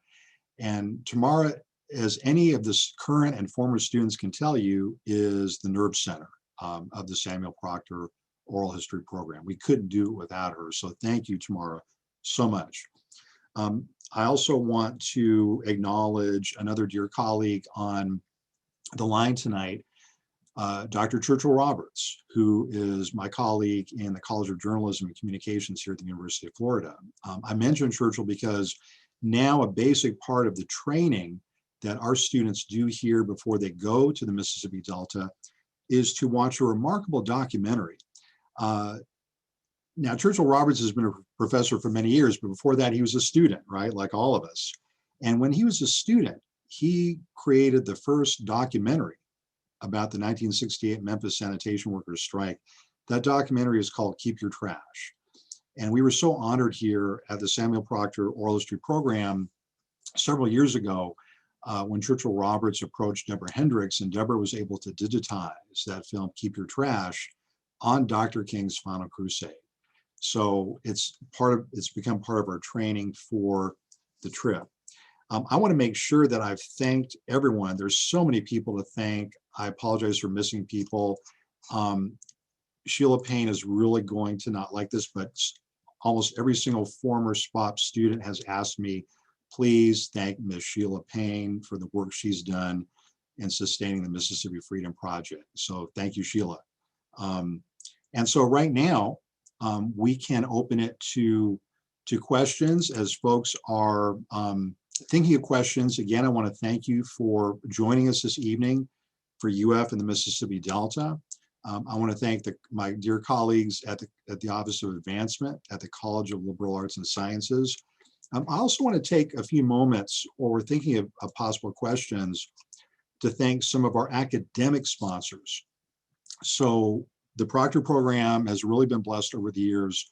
We've been sponsored by a number of units on campus, including African American Studies, the Bob Graham Center for Public Service, the Center for Gender, Sexualities, and Women's Studies, and George A. Smathers Libraries. I want to thank in particular Sharon Austin, David Colburn, Matt Jacobs, Bonnie Marotti, of course, chairs of those respective programs.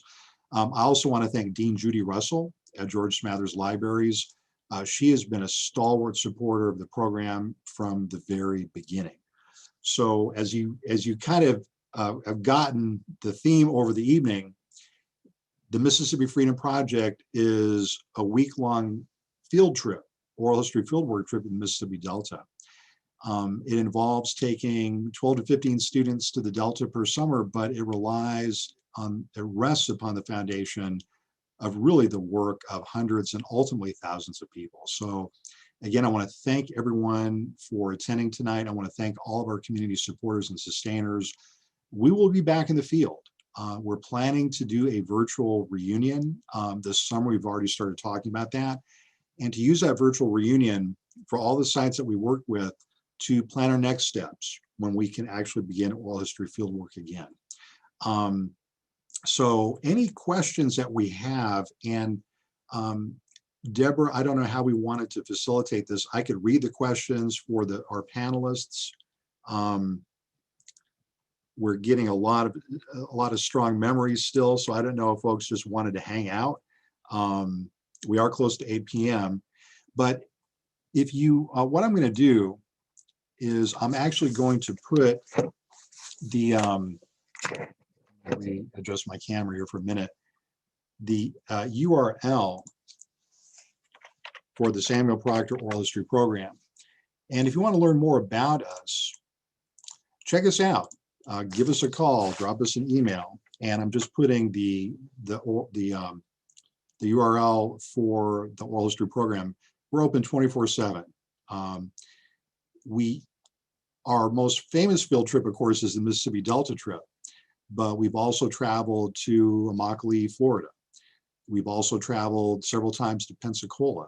There's a very rich African-American history in Western Florida.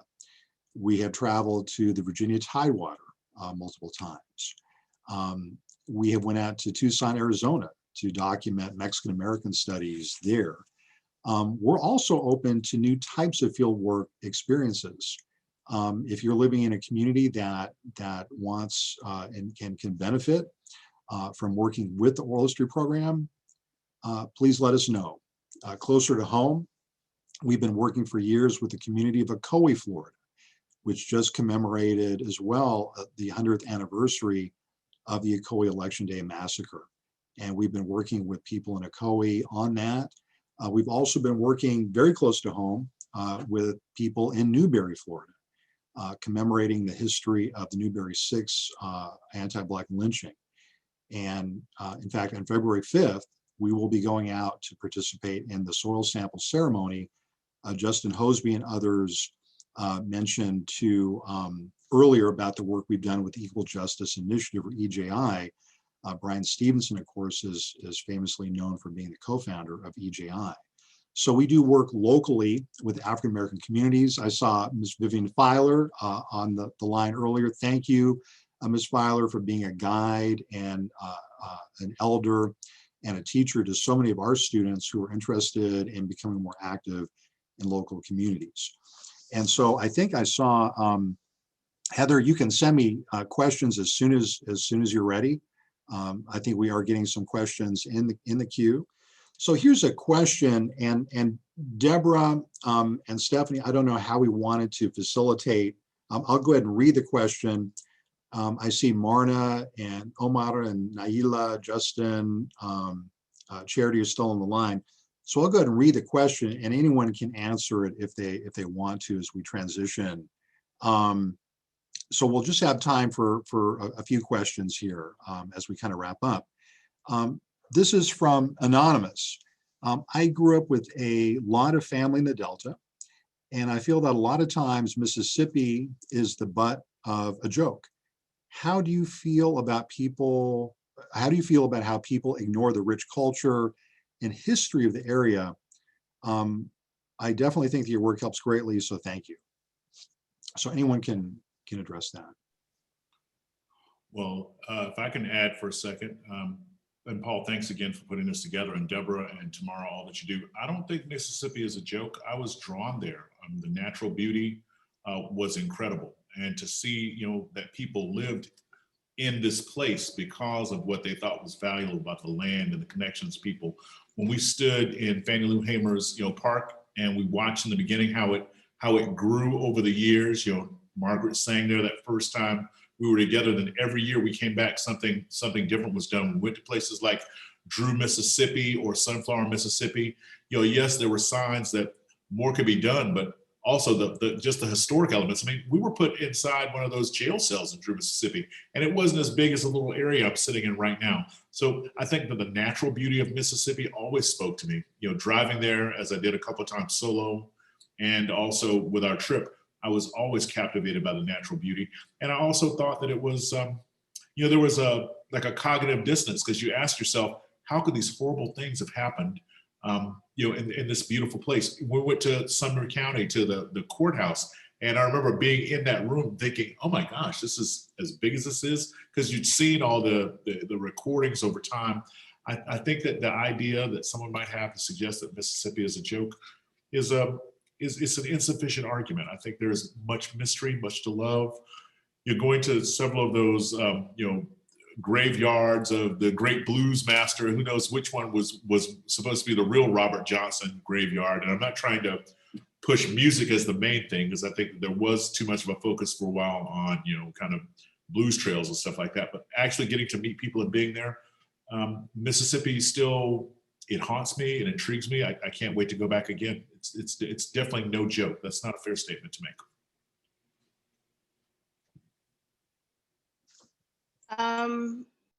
I would like to add to what Mr. Weston said. To me, it was like the best place ever. Like, everyone treated us like family.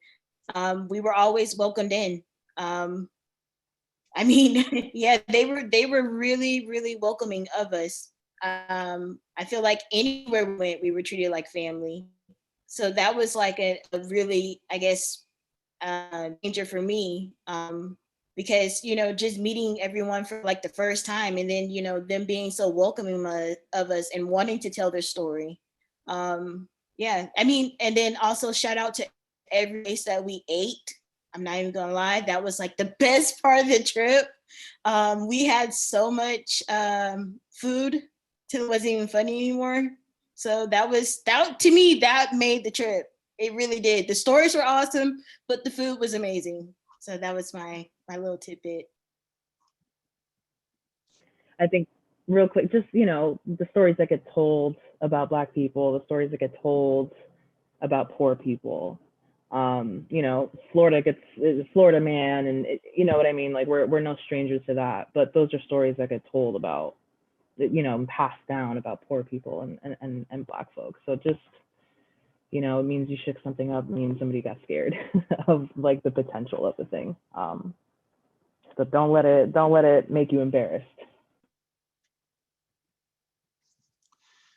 Yeah, I think of Florida, I think of Mississippi is really the heartland of the civil rights movement, and it's the spark plug. But going back to the early slave revolts, the highest per capita number of African American former slaves who served in the Union Army came from Mississippi. The first African American U.S. senator came from Mississippi. If you think of Congressman John Lewis, who just passed away, Mississippi was his proving ground. Fannie Lou Hamer. You think of the Mississippi Freedom Summer, Mississippi Freedom Democratic Party. But again, because we're not told our history, we forget so quickly, or we didn't even know. So this is why I think Mississippi is so very important. The next question, and we'll kind of wrap it up. I think we have time for just one more question. But this is a good one. This requires some geographical memory here. Would you ever consider going in the route through Pensacola, Mobile, and Jackson? I think that route has also some amazing civil rights history. So Pensacola, Mobile, and Jackson.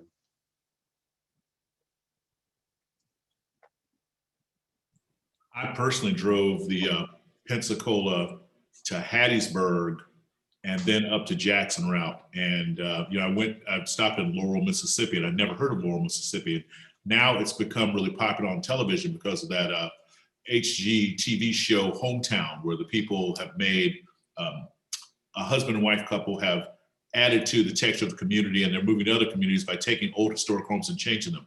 But the Laurel, Mississippi I knew about came because I went to St. Paul's Church, which was there, which is one of the last public presentations that Dr. Martin Luther King gave before he died.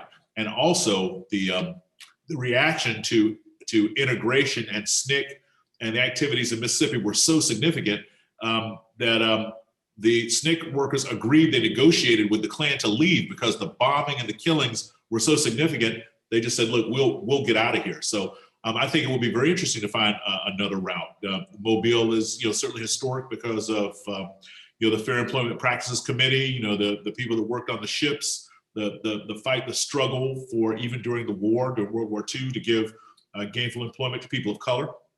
Mobile be a central part for that. But I've taken a different route and enjoyed it. And everything is beautiful when you travel through that part of the world. I mean, Alabama, Mississippi, Northwest Florida. I understand why people fought over times, why people were caught upon to fight against colonialization, because that is beautiful country all the way through. And there's just wonderful, great natural scenes.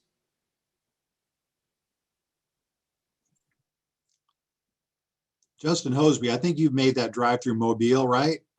Yeah, I was laughing when that question came up, because I remember, I think on the leg back, I think me and Miss Deborah were in one van together. I think I drove the first leg at night from, I think, was it Cleveland down through Jackson, the nighttime the leg that night. So I remember just driving that and going through Jackson, and so many potholes in Jackson. I woke everybody up driving because the pothole, we kept hitting them as we hit through Jackson. But yeah, I think my research is based in New Orleans. So I've done, with SPOP as well, has helped me do work across the whole Delta region from, Memphis on down to Louisiana. So of course, I think that such an important, interesting and diverse syncretic history of cultures and histories that are in the Gulf Coast region. So I think it would be amazing for, some more attention to be placed on, African-American and indigenous people who, have kind of, lived there and created that space for so long. As Marlon said, it's so beautiful. And I think that's why even the question about Mississippi, people always ask me about the trip, and I always say Mississippi was wonderful. It was beautiful. I loved it. And they're like, how could you love Mississippi? Why Mississippi? And I think it's a beautiful place. I think that there's lots of suppression that happens there of the beauty and the people. But like Naila said, it's about how people think about poor people and Black people. That makes it kind of like you have poor Black people, then you have white racists. Why would you want to be there? I think that's a really bad binary to think about it, because it's such a beautiful place, such wonderful history, and the people there. We've all remarked upon how beautiful we were treated by the people of Mississippi. It's an amazing place. I think the Gulf Coast is definitely a cool place to do some research and think about that. We had several different people, including our mentor and guide in Elaine, Dr. Mary Olson, ask us, what is the Mississippi Freedom Project looking like for the year of 2021? And I think I can answer part of that. One is, Mary, we are going to try to get together kind of a reunion and a retreat of our current and former kind of site, the sites that we worked in, and really kind of come up with an action plan and maybe plan out, 5 or 8 years and think about where we want to go from here, and what we can do, to help and learn more from communities, like Elaine, Ocoee, maybe Justin, you mentioned Indigenous history. We also have been going to the Porch Bandom Creek Indian Nation and doing field work there. And we may want to think about kind of combining those trips at some point. The other one, a couple more questions. What are ways that undergraduate students can get involved? So I'm going to put the Proctor Oral History Program website. You can contact us anytime. Give us a call, drop us an email, and look at our site, the Mississippi Freedom Project. And we'd love to talk to you about that, about the project. And certainly any of the individuals you see tonight, I'm sure would love to talk to you about the project as well. So the last question, do you have a process for fact-checking interviews prior to publication? Is that an issue for you? I found some problems with my own work doing interviews, and of course my work as a practicing lawyer. So I mentioned earlier, in terms of, we do a lot of book work as well as the oral histories. We put the oral histories into books. The oral history programs collections have surpassed 9,000 oral history interviews with Native Americans, African Americans, people from literally all walks of life. And we always encourage people to draw from as many sources as possible to make a historical argument. And with our Mississippi Freedom Project, with the Freedom Summer booklet, we did just that. We combined archival sources with the memories. We have found that the memory work is really, really very important. So sometimes someone, might say, well, we had Mississippi Freedom Summer was in 1963. Well, we know it was in 64, and so we can easily make that correction. But what we want to hear is their memories, what it meant to them. the subjective elements of their lives. Because historians are always complaining, right? Teachers are always complaining, professors are always complaining. I can teach my students the dates, but they don't understand the meaning.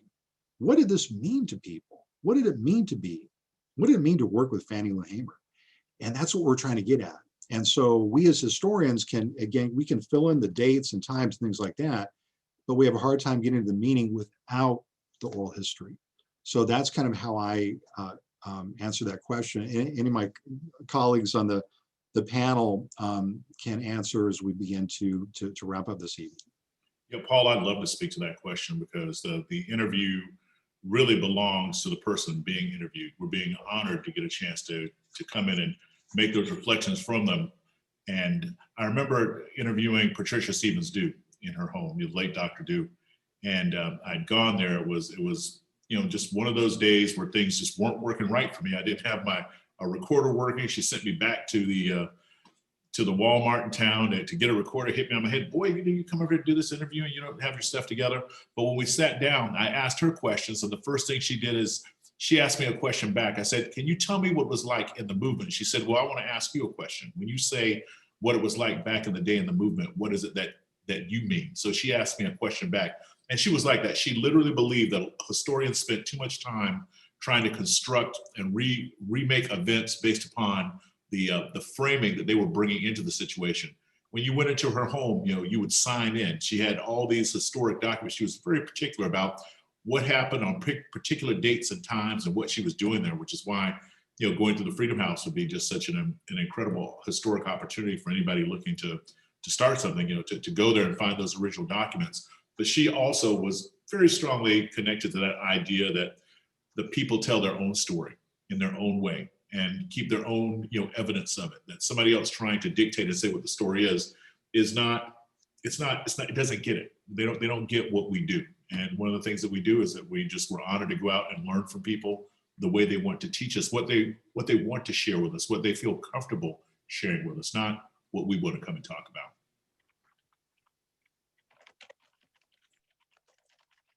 Anyone else want to take the answer at the meaning question, or should we kind of move to closing out?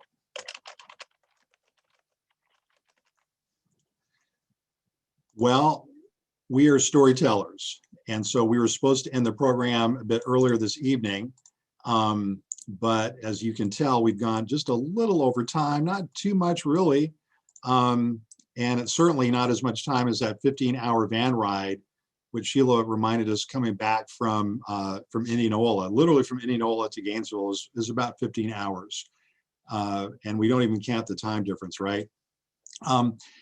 So I also wanted to mention, a number of us talked about the importance of education tonight. The Gainesville Veterans for Peace has a college scholarship program. Those of you interested who live in Alachua County who know of folks, have parents, students from Alachua County that would be interested in possibly financial support, it's a $1,000 scholarship. It can be applied towards community college, University of Florida, colleges outside of our district. It can also be applied for apprenticeships or vocational training as well. So I put in the website for Gainesville Veterans for Peace. Just check that out and I can answer any questions you may have about that scholarship. But we're going to go ahead and wrap up tonight. And I really just want to thank all of the individuals who provided video testimonies. I especially want to thank Naila Summers, Marta Weston, Charity Kelly, Ahmad Sanchez, Justin Hosby, Sam Crisanti for coming back. And just making, me so happy and honored and proud to see how well all of you are doing, and just you're shaking up the world and using those lessons, as you mentioned, many of them learned in the Mississippi Delta. I want to again thank Deborah Hendricks so much, Deborah, for producing this program, for always being the woman behind the camera who we don't usually see, but we need to applaud as much as we can. For the same reasons, I want to thank Tamara Jenkins, who kept us on schedule, who is our timekeeper tonight, telling us to keep it moving, keep it interesting, but keep it moving, right? Also want to thank Heather Halleck, one of our newest staff members at SPOP, for fielding the questions and helping us keep the program going. Again, I just want to thank so much Steve, Stephanie, and Meredith from the class College of Advancement and alumni. Thank you so much for really helping us visualize this program for a broad audience. And finally, thank you so much to the people who've sustained and supported the Mississippi Freedom Project for so many years, supporting the Samuel Proctor Oral History Program. Some of you are first-time folks. Some of you are, excuse the phrase, repeat offenders. You have supported us in the past. You've come back and become part of the Proctor program family. So please do look us up on the internet.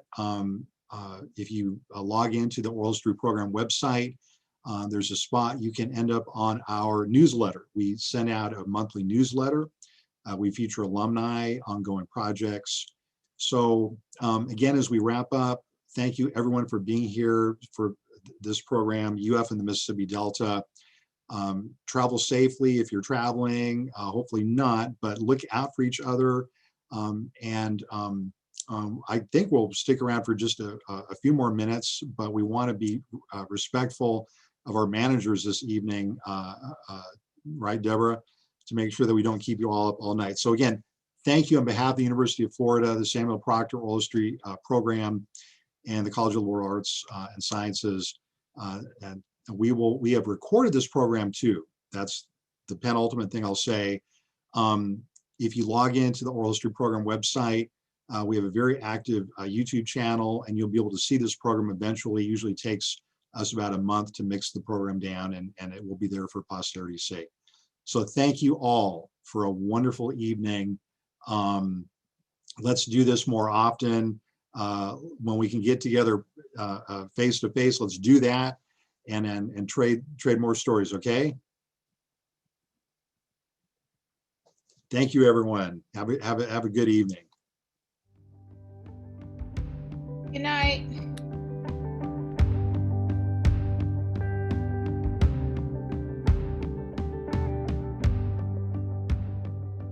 My name is Oliver Telusma. I was a project coordinator for the Latino Diaspora in the Americas Project, and I went on the trip in 2017, and I served as co-coordinator of the trip alongside Nicole Yap in 2018. The opportunity to go on this trip was nothing short of a life-changing experience for me, between working under the tutelage of Dr. Ortiz and working with the elders in the community, both in Tallahassee and in Alabama and Mississippi. Truly life-changing experience, and I would highly encourage that anybody interested in taking this trip make every opportunity and take every opportunity to do so.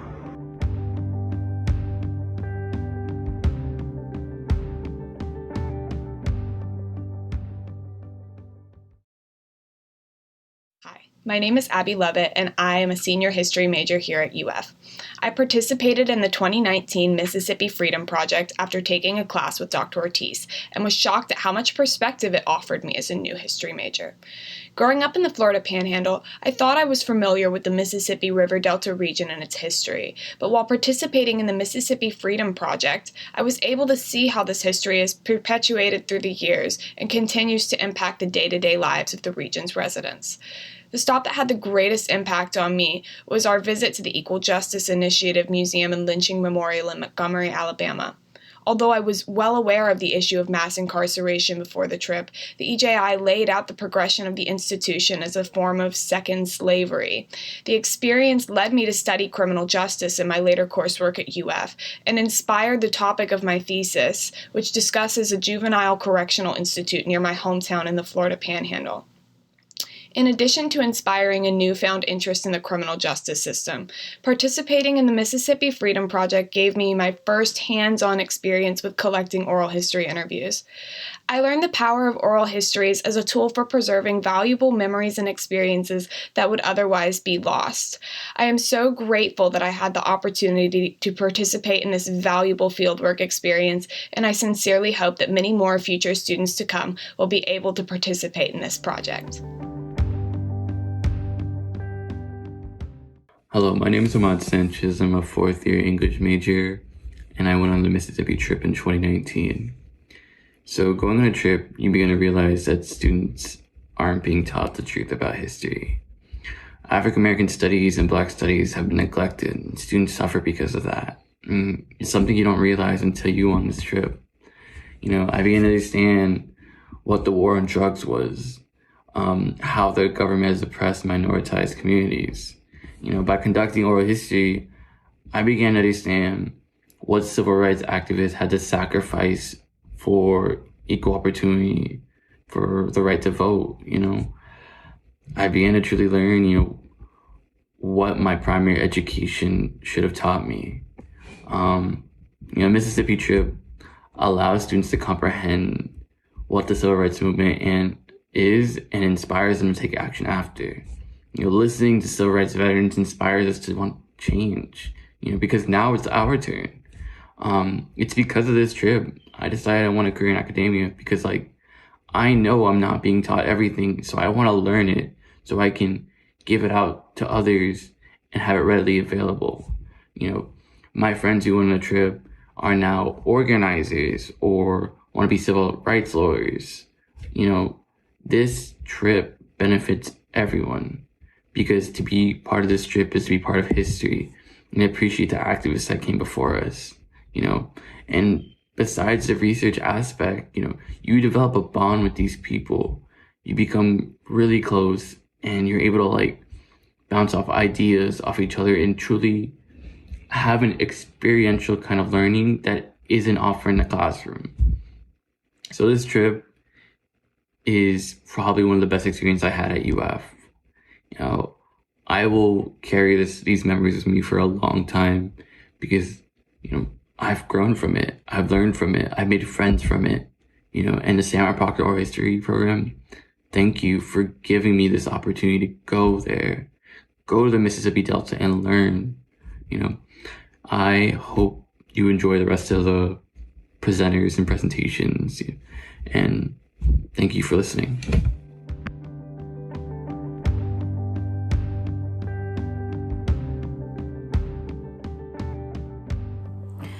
Hello, my name is Elisabeth Rios-Brooks. I'm a recent graduate from the University of Florida, and I had the privilege of going on the Mississippi Freedom Project fieldwork trip in the summer of 2019. And it was such an incredible experience being able to drive throughout so much of the South, so much that I had never seen before. But I think that the most important experience that I had was when we got to Elaine, Arkansas, because it was the centennial of the Elaine massacre.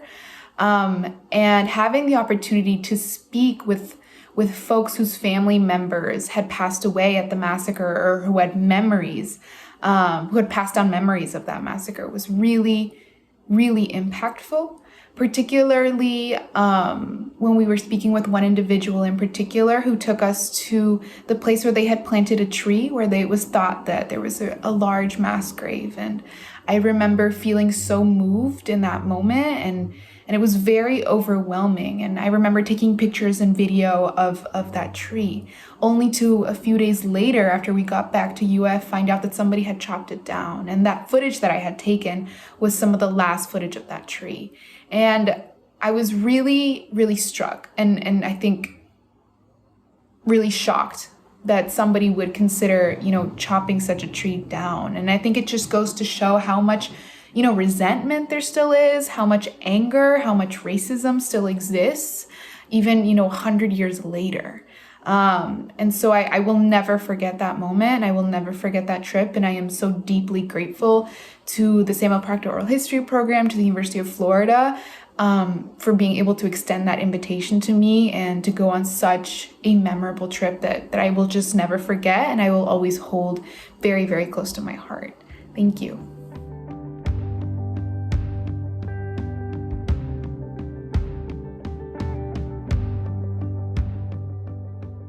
I'm Annemarie Anderson, and I attended the Mississippi Freedom Project fieldwork trip in 2014, 2015, and 2016. One of the most memorable parts of MFP for me was attending the 50th anniversary of Freedom Summer in Sunflower County, Mississippi. It was truly remarkable to be in the presence of the volunteers who spent the summer of 1964 registering people to vote and running freedom schools. It's one thing to learn about the civil rights movement in the classrooms of King Flint, but it's an entirely different thing to be in the presence of those agents of change. The experience impacted me like few other experiences in my life have, and I'm really grateful to have been a part of it.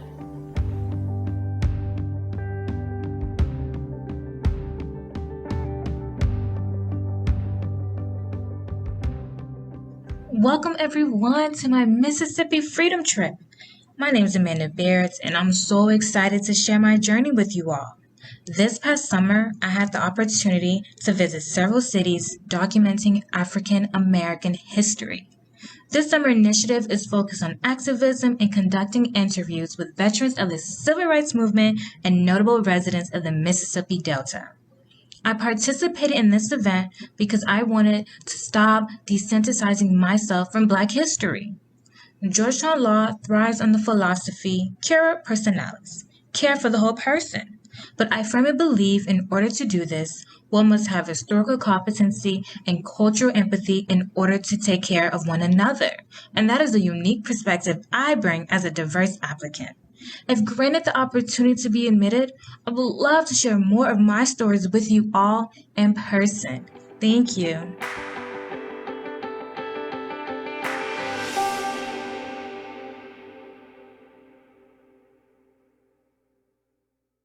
This little light of mine, I'm gonna let it shine. This little light of mine, Lord, I'm gonna let it shine. This little light of mine, I'm gonna let it shine.